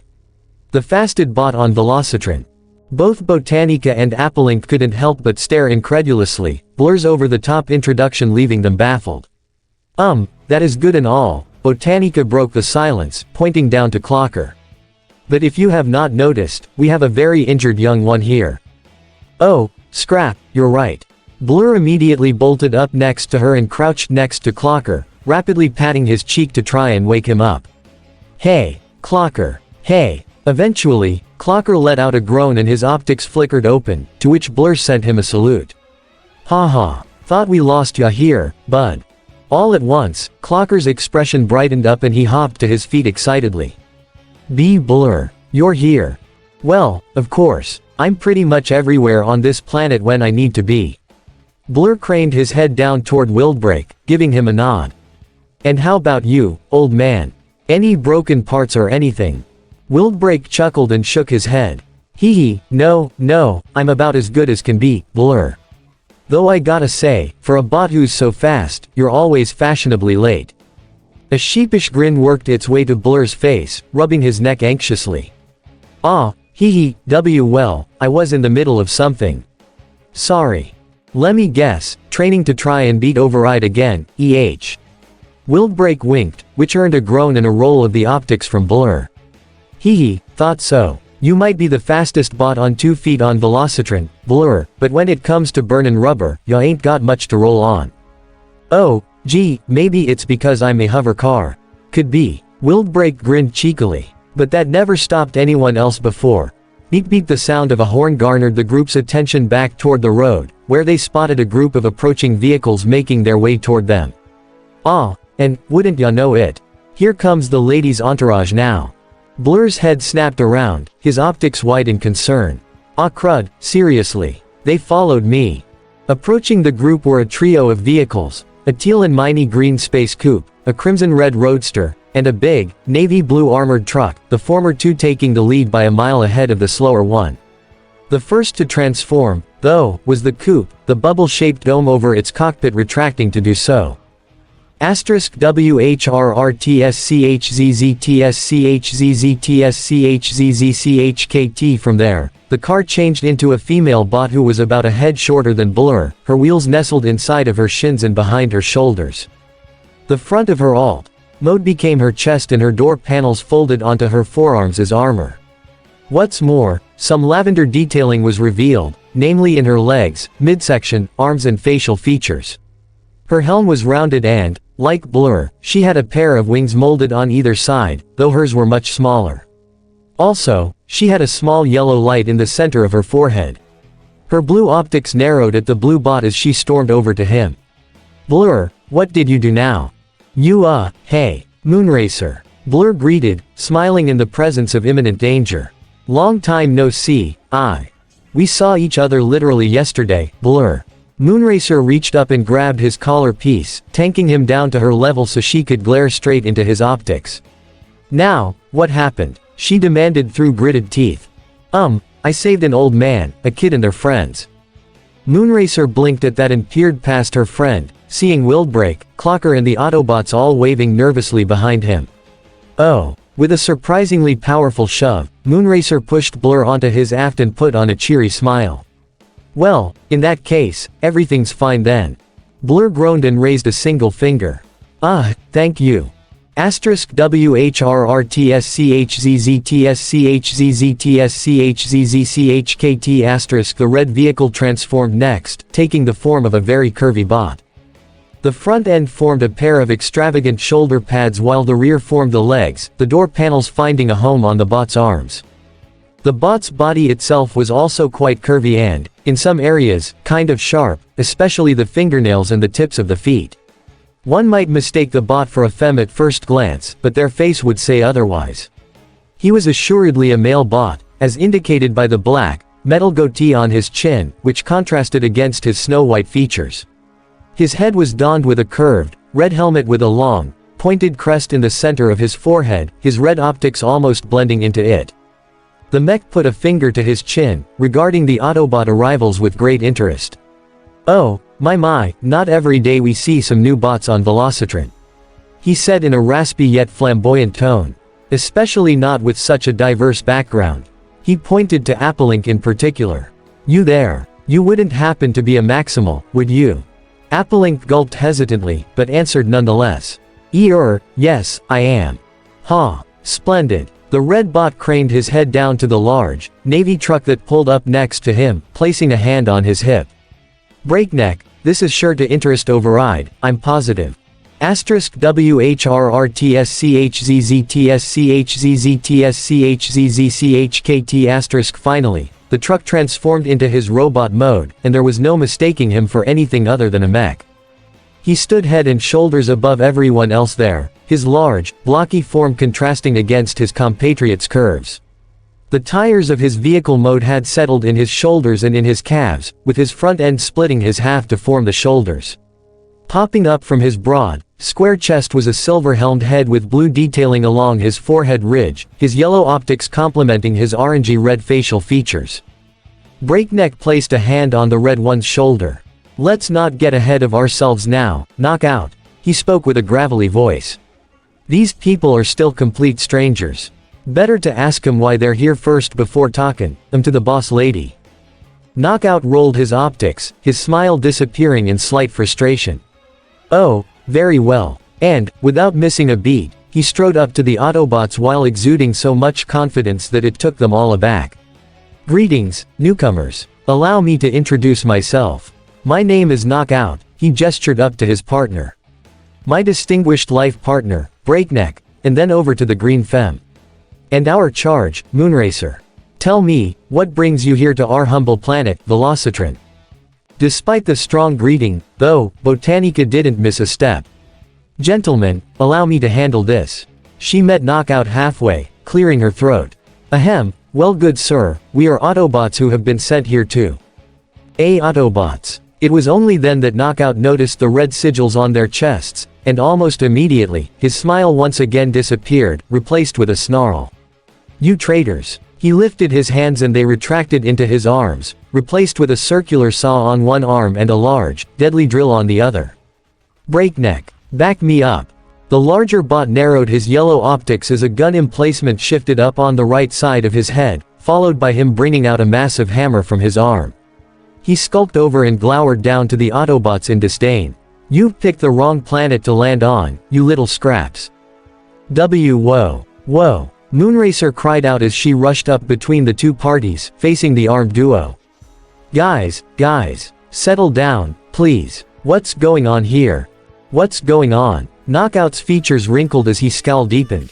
"What is going on? Moonracer, these Autobots are the ones responsible for our entrapment on this planet in the first place." His answer took everyone by surprise, most of all Moonracer herself. What? Is that true?" "No." Tapout denied, only to wince while reconsidering his answer. Well, kind of. But we weren't directly responsible." Blur quickly stepped in and backed his friend up. "Yeah, don't hate on these guys just because Optimus Prime shut down the space bridge network. Kid, the natives of this planet have been trapped here, without significant resource flow, for over 70 million stellar cycles. Breakneck growled, his shoulder cannon charging up as he placed a hand on Knockout's shoulder. And their war was the reason for it all. Optimus Prime was so focused on what he could do to help the other colonies that he didn't take a nanosecond to think if he should do it. Yeah, well, I dunno about you, but I'd take my freedom from Decepticons any day. Blur stood firm on his hill. Knockout snapped and stomped in frustration. Gah. It's thanks to ignorant bots like you that our Titan is being run dry of his resources. And why bots like Dirt Boss are starting protection rackets of all things. He thrust his drill over toward the roads. It's the reason why we use every ounce of material he creates to keep these roads in top shape and not much else. He lowered his head in dismay. Our energon mines will soon run dry, though, and without more to replenish ourselves, we're finished. All of a sudden, Knockout lunged forward, intent on drilling a hole in Botanica's midsection. And it's all your foul. Stop this, now. The red bot stopped himself short as yet another new voice entered the scene, bringing everyone's sights across the desert sands. There, speeding toward them at terminal velocity, was a red, white and black Cybertronian race car, with gold rims for its clear, red tires. It was very curved and smooth toward the front, especially with the clear red canopy that housed its cockpit. Its blue headlights shined upon all of them as it drew closer, and just as it was about to come to a stop. *WHRRTSCHZZTSCHZZTSCHZZCHKT. The bot transformed, leaping through the air as it did before it skid to a halt across the sand. Once the dust settled, it was revealed to be a tall fembot, standing head and shoulders above Blur, but only just slightly making it up to Breakneck's chest.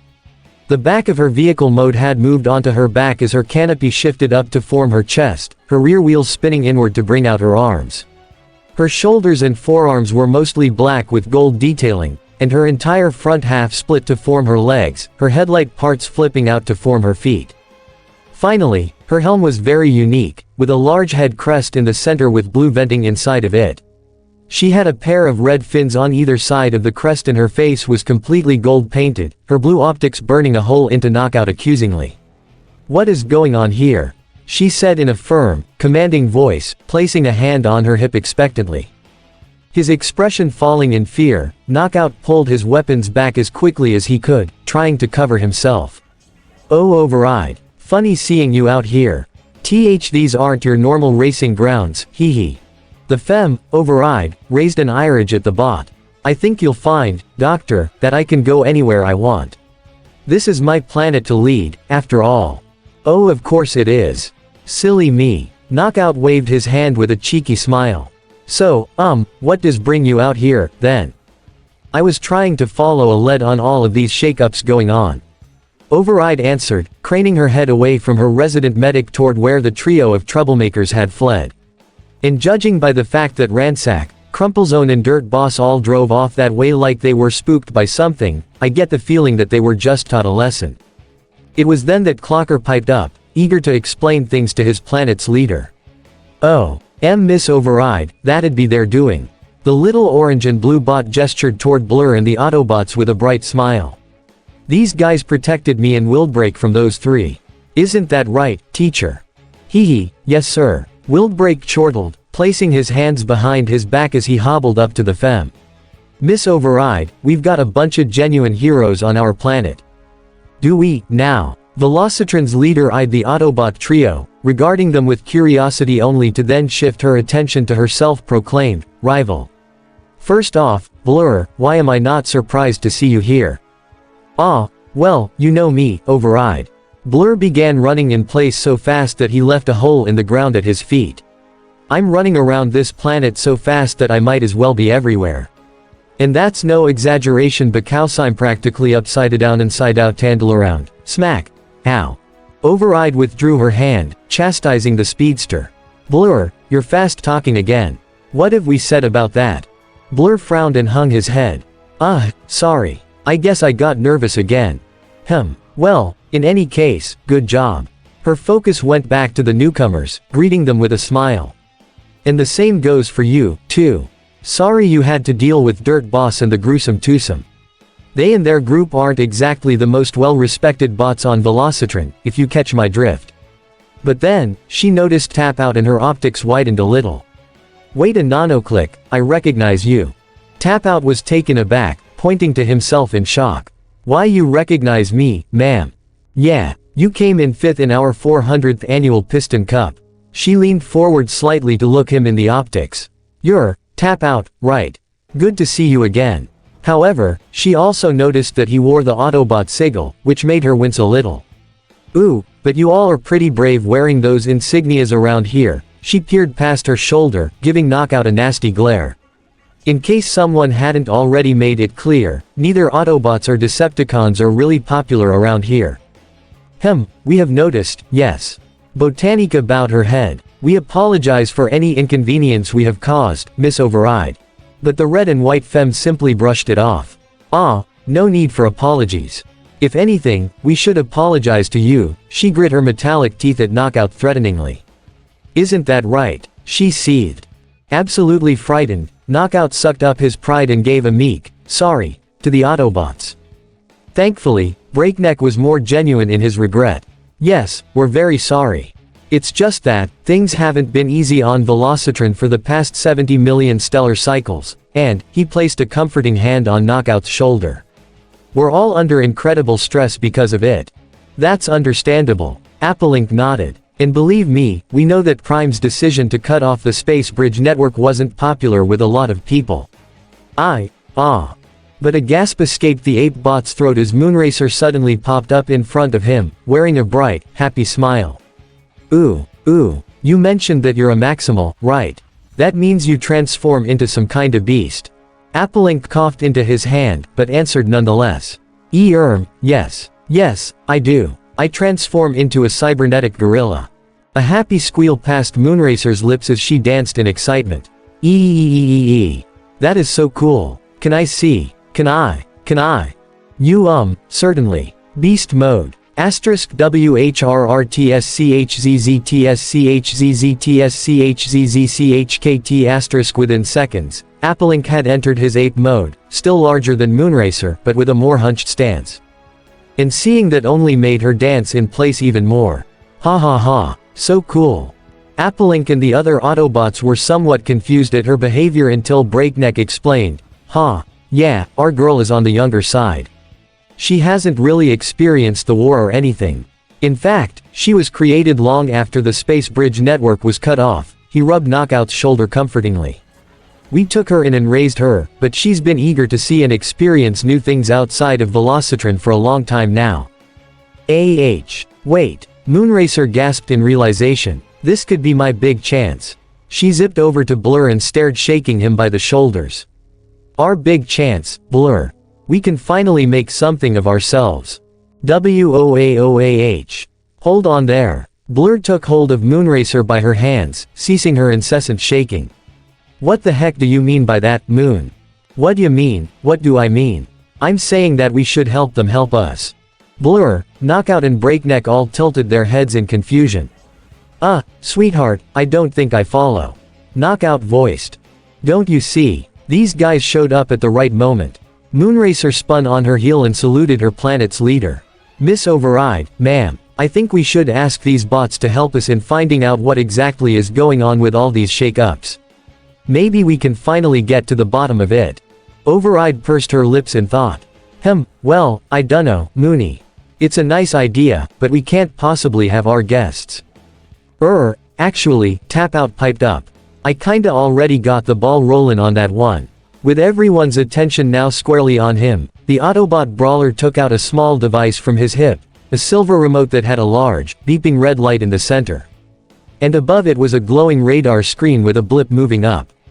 During my scuffle with Ransack, I slapped a tracking device on him while he wasn't looking. And it looks like he's moving north as we speak. A collective, what? Reverberated through the audience before Knockout stormed forward and pointed accusingly at him. And why did you wait until now to say something about it, Autobot? Tap Out glanced around and gave a shrug. Because nobody asked. Also, you attacked my friend unprovoked. He narrowed his optics at Knockout. Consider yourself on my scrap list right now, sir. Well, I never. Knockout folded his arms and turned his nose up at the small Autobot.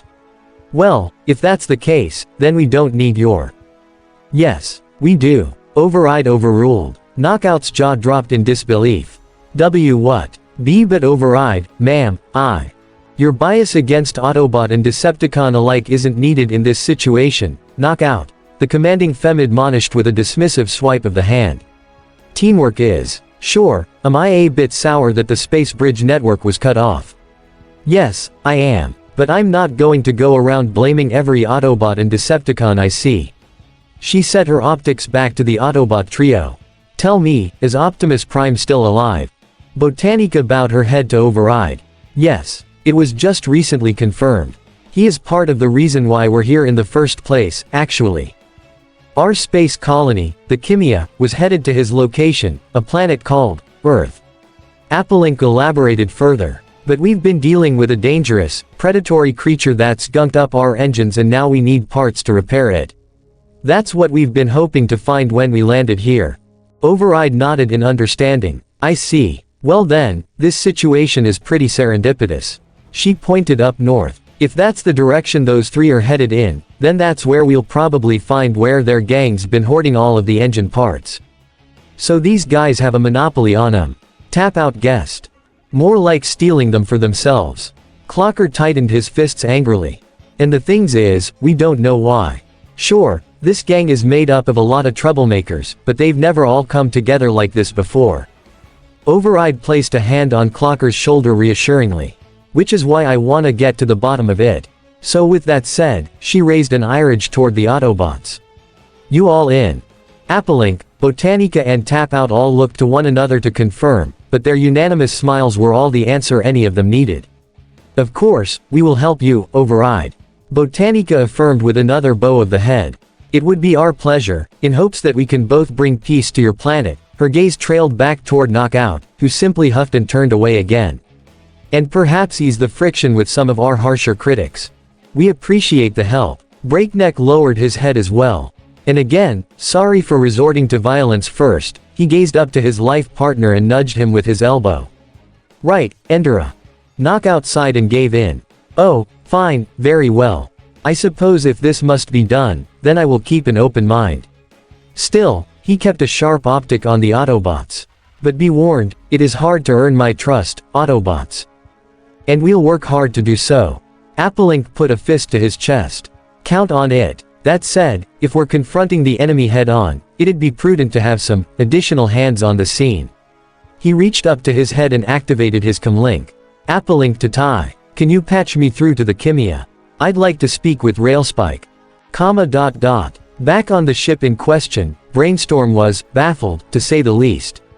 He had expected many things to come about from the Protectobots' plan to capture the Blark Bard, but in reality, it was actually something so simple that even he couldn't believe it. Gentlemen, I mean this with the utmost respect, but, he thrust his hand up toward what appeared to be a giant, spiderweb-like net that had been strung up between two walls in a wide, open corridor. What the frag is this?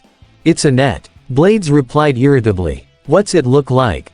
It looks like you put absolutely zero thought or creativity into this whatsoever. Streetwise, who was busy setting the trap up, peeked his head out from the corner and rebutted, to be fair, sir, we are not scientists. We are law enforcement and security detail.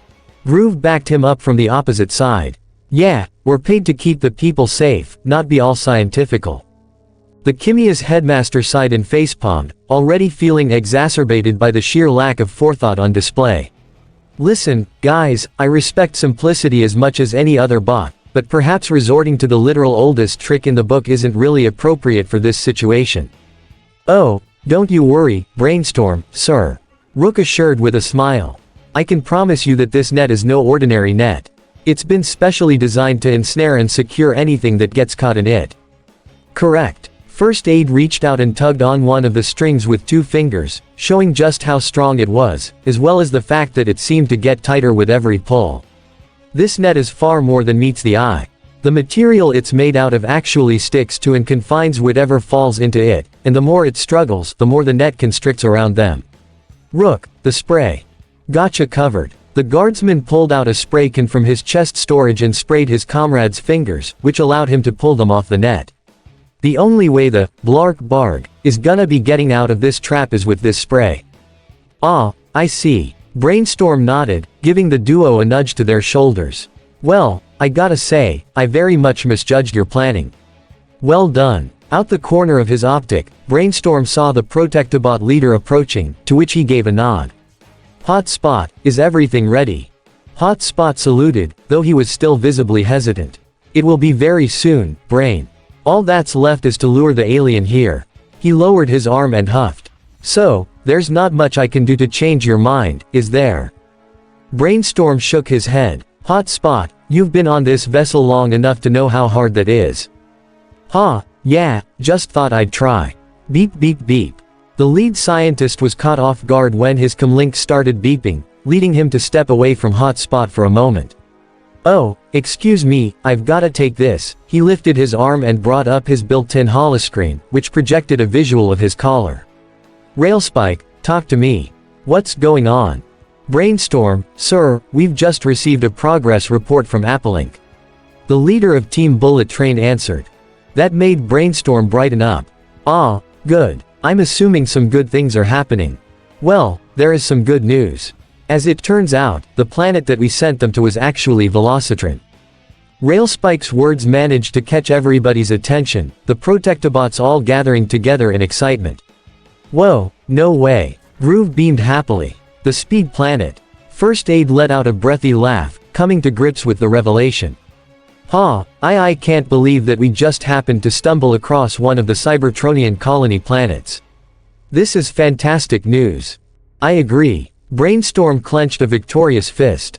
That means they must have the parts we need to help repair out engines.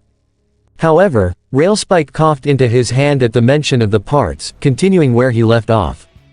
Ahem, about that. His tone left every Autobot deflated and concerned as he went on. It seems that there's a bit of trouble down on the planet itself, namely that a bunch of thugs have banded together and are holding a scrap ton of important parts hostage. Apparently, it's all part of some big protection racket going on. Though what these thugs are protecting the civilians from is unknown. Hot Spot's shoulders slumped forward and he let out a groan.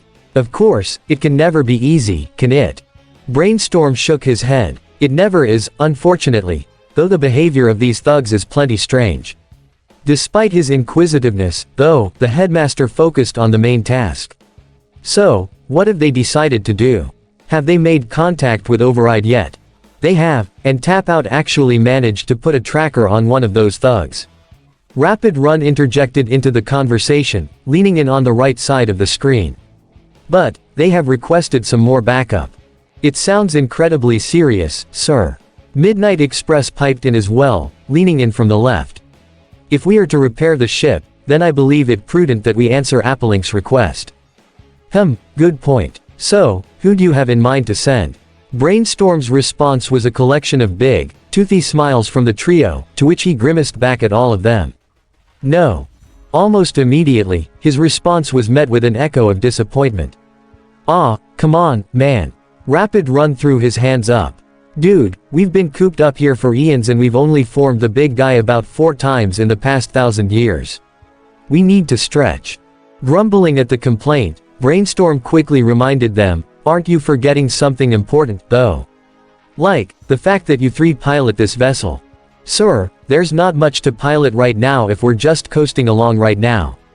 Railspike pointed out. And besides, Ironworks and Greasepit can pretty much do our jobs just as well until we get back. He and his teammates all lowered their heads pleadingly. Please sir, let us go and do what we do best. Brainstorm was about to contend against them, but suddenly found his comlink blowing up again, with Proxima entering the conversation on a split screen. Well, I for one think it's a good idea. What? Proxima, whatever happened to being on my side? The lead scientist exclaimed.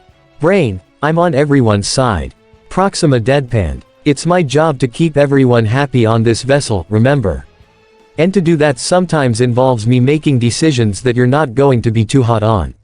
She offered him a soft smile all the same. Just let the boys go. Let them do their thing and they'll be back with those parts before we know it. As conflicted as Brainstorm was on the situation, a loud roar from down the corridor caught his and the Protectobot's attention, bringing the latter six all back to their stations. "Oh, Primus, here it comes!" Hotspot shouted. "Everybody, prepare to subdue the creature. Brain, we need you here." "Goo, fine." Brainstorm relented, but pointed at Team Bullet Train sternly. "But I expect results, boys. Don't let me down." The trio all saluted as Proxima smiled in victory. "We won't, sir," Railspike assured. "Thank you very much. Team, get your light rails ready. It's time to roll out." And with that, the comm feed was cut, just in time for Brainstorm to feel the floor shaking underneath him. The tremors were intermediate and were synced in time with a series of thuds that grew louder and louder. Almost as if something huge were closing in on them.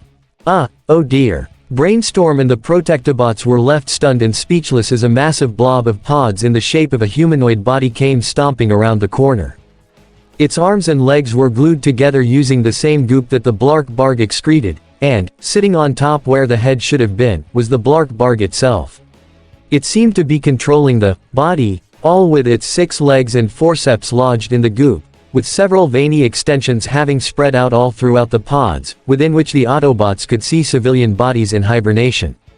One thing was clear to Brainstorm as the towering behemoth approached. "Gentlemen." Why yes, sir." First Aid stammered fearfully. "We're gonna need a bigger net." Back on Velocitron, after several hours, the group of Autobots and Velocitronians had finally made it to where the Tracer was leading them. It had taken several megacycles, to the point where the sun had set, but if anything, that only made it easier for them to see their destination. Because, from their vantage point on a large sand dune, they were overlooking a giant, treaded structure in the middle of nowhere, its high walls supported by 4 lookout towers, each armed with cannon emplacements. Most interestingly of all, though, was that it was an open-air building, meaning that it had no roof. It almost seemed like a giant, moving fortress, which was stationary at the moment as a bright orange glow emitted from its center, along with several plumes of black smoke. Appalink, Botanica and Tapout were all in awe of the structure's enormous stature, to say the least. "Whoa, what is that?" the Maximal asked. "That is a mobile foundry," Override answered, her metal brow furrowed at its stationary status. "These were designed to my specifications for the explicit purpose of handling our city's garbage and scrap. They'd arrive at a settlement, recycle the junk into fuel, and then leave for another." Her optics narrowed suspiciously. "But why one is out here and not moving, I have no idea." Peeking past a large rock, Clocker, Wildbreak and Moonracer all peered down at the foundry as well. Definitely seems suspicious," Clocker remarked, turning toward his mentor. "Wildbreak, how do you think we should proceed?" Well, if it were up to me, we'd all be going down there guns a-blazin', like the good old days." The elderly bot's answer garnered fearful faces from the bots, but thankfully, he passed the judgment off to someone else. "But this is Override's mission, lad. Best we have her decide what to do." "Thank you, Wildbreak, sir." Override bowed her head to him, grateful that they wouldn't be going in gung-ho. "As for how we should handle this, though, it's probably best if we go for the stealthy approach before anything else." She pointed out the quartet of gun emplacements. "Namely so we can take out those cannons." Blur wasted no time in raising his hand, desperately wanting to be picked for the mission. Me, I can take out those guns in no time. They won't even know I'm there." Yes, they would." Breakneck deadpanned. "Young bot, no offense, but while you might be fast, subtlety is not your strong suit." Knockout added. Blur instantly deflated in disappointment, but Override reached out and gave him a pat on the back. "I know it's not fair, Blur, but they do have a point. We need someone who can be silent for this mission." She craned her head toward the others. "Does anyone here have any cloaking tech on them and is really good at sneaking?" "Actually, I do." Botanica raised her hand, a smile forming on her features as an idea creeped into her mind. "And far more than that, I have a plan on how we can infiltrate the foundry." Activating her hard light construction powers, Botanica weaved the material in her hands to form a triangular-shaped device that was supported by a tripod. Once she was finished, the device's 3 prongs began glowing and spinning in her hands, emitting waves of blue energy as she set it down. "Ooh, what's that?" Moonracer asked, fascinated by the invention. This, my dear, is a portable teleportation device. The botanist explained. It allows bots to be transported from one place to another over short distances.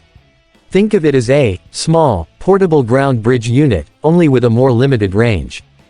This managed to pique Knockout's interest. Ah, I see, so if you create another one of these and placed it within the foundry's walls. Botanica smiled and tapped the side of her head knowingly. Then you will be able to teleport inside without issue.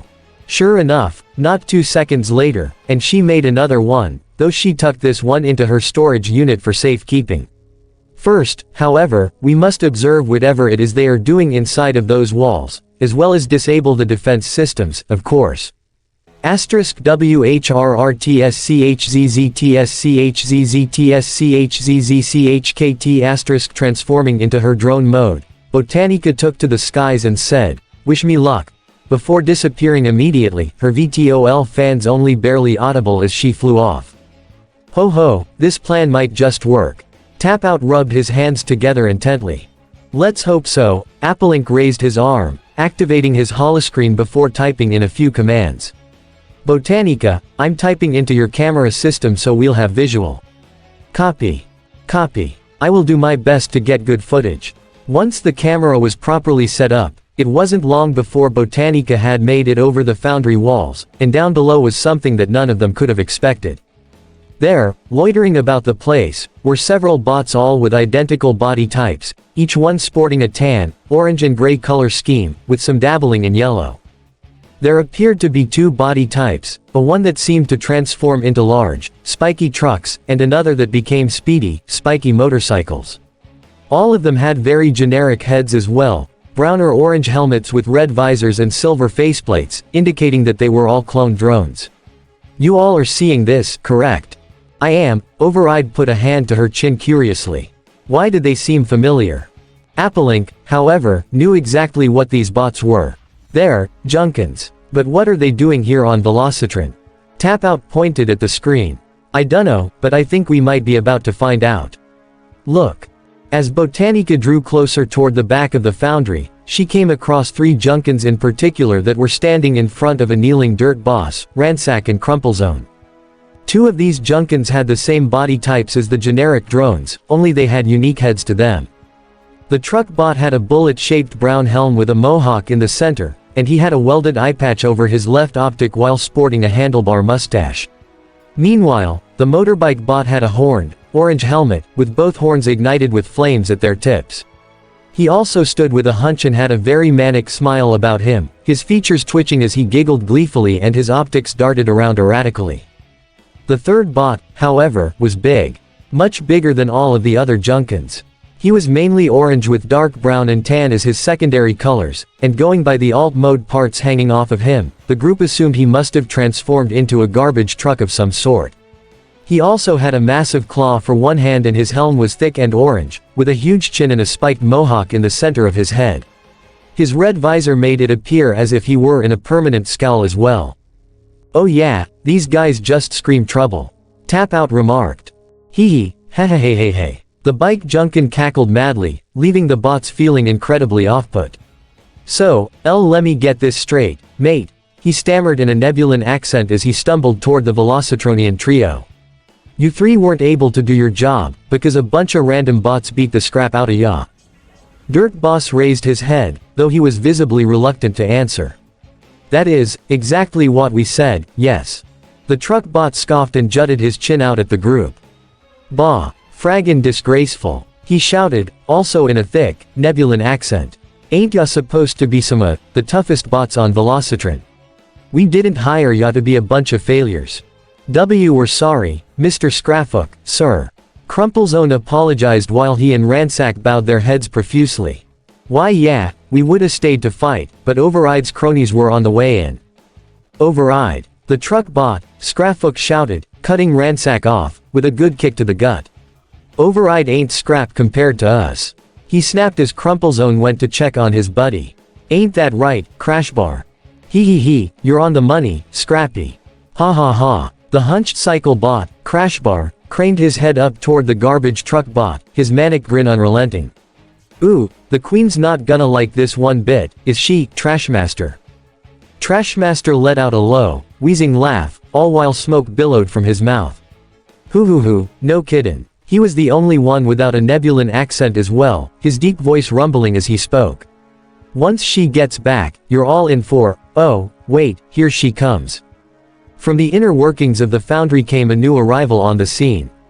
A large, navy blue, purple and silver muscle car with twin boosters on the back and an exposed engine block, just as spiky and heavily built as the rest of the Junkins.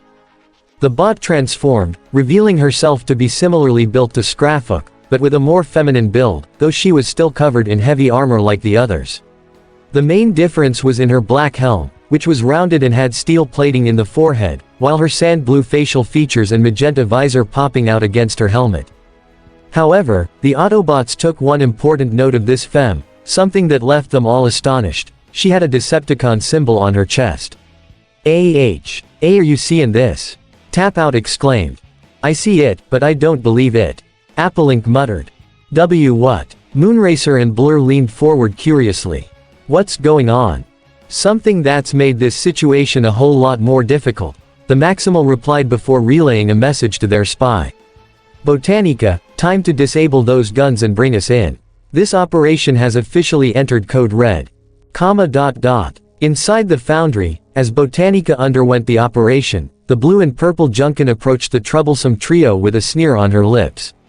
Oh, what's all this, then? She shouted, once again in a Nebulan accent. Her voice was probably the loudest of them all.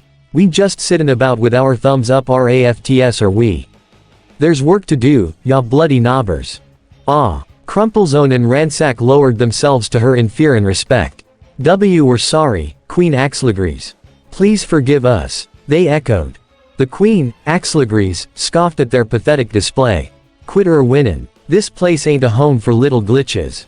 She set her sights upon Dirt Boss, her features softening a bit. And, Dirt Boss, I honestly had higher hopes for you. But after hearin' all of that, I might be startin' to reconsider. She shook her head disappointedly. High hopes? For what? Dirt Boss stood up and stormed over to her, pointing a finger at her. Because if you were expectin' me to join your little group of misfits, you can forget about it, lady.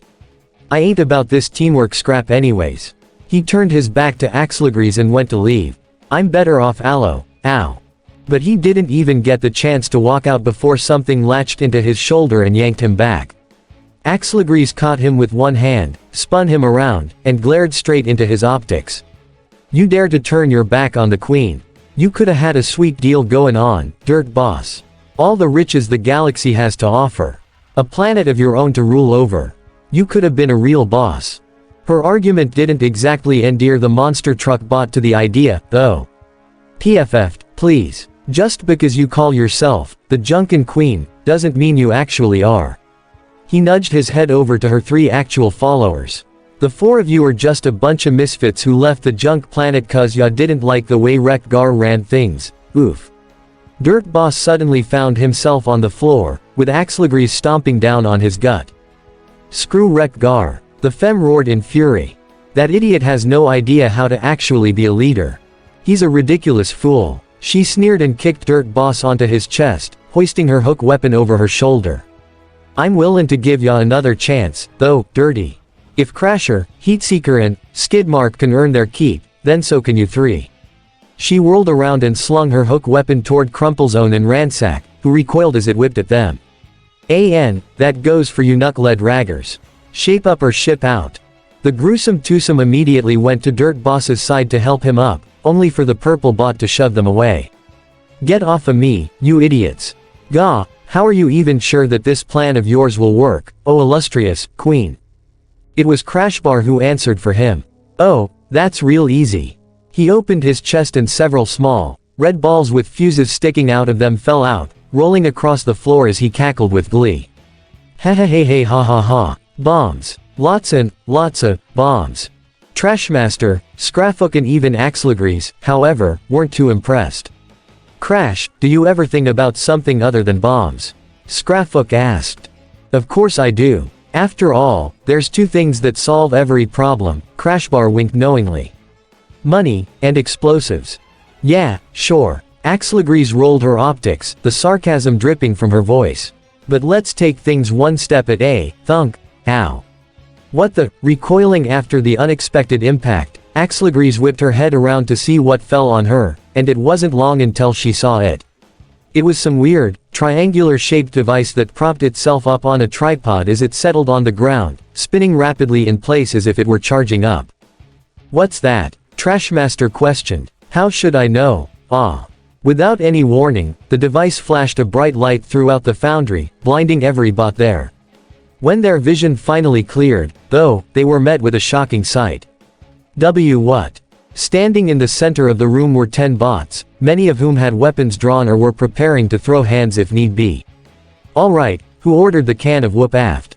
Moonracer reached behind her back, and pulled out a fairly big hammer with a rocket built into the back of the head, all while sporting a big, toothy grin.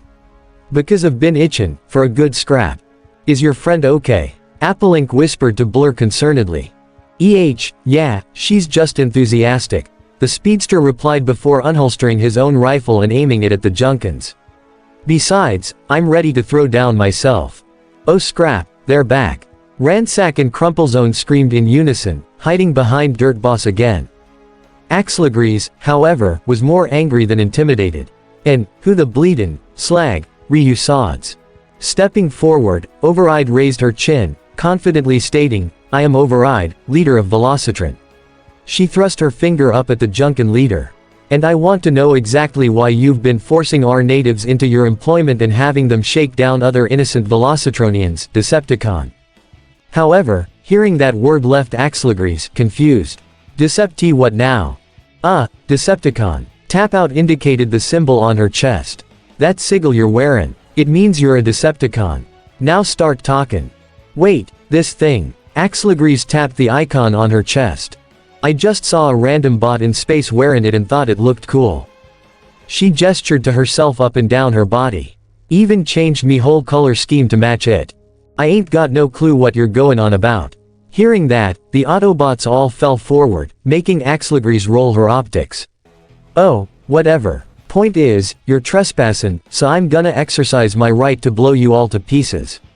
Gunners. Aim, fire. At her command, all of the gun emplacements focused on the group of intruders, but none of them fired.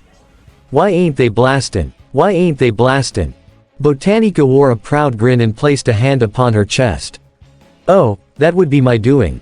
I disabled all of your weapon systems before we came in, which was also thanks to my teleporter. She picked up the device and made it dissipate into light, only to then create a floating turret that aimed at Axel agrees. I believe the term is checkmate. If anything, though, this only seemed to amuse Axel agrees, the queen throwing her head back with a loud, ha.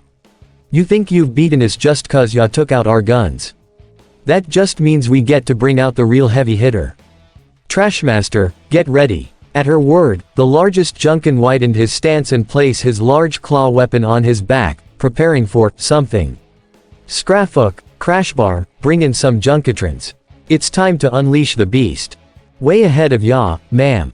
Scraffook waved his arms and 2 of his Junkitron troopers came in, transforming into their truck modes and driving straight toward Trashmaster. Let's go, ya mooks. Crashbar ordered for his own Junkitron troopers came in, changing into their motorcycle modes all the while. Let's put some bulk on Trashy, Ha ha ha ha.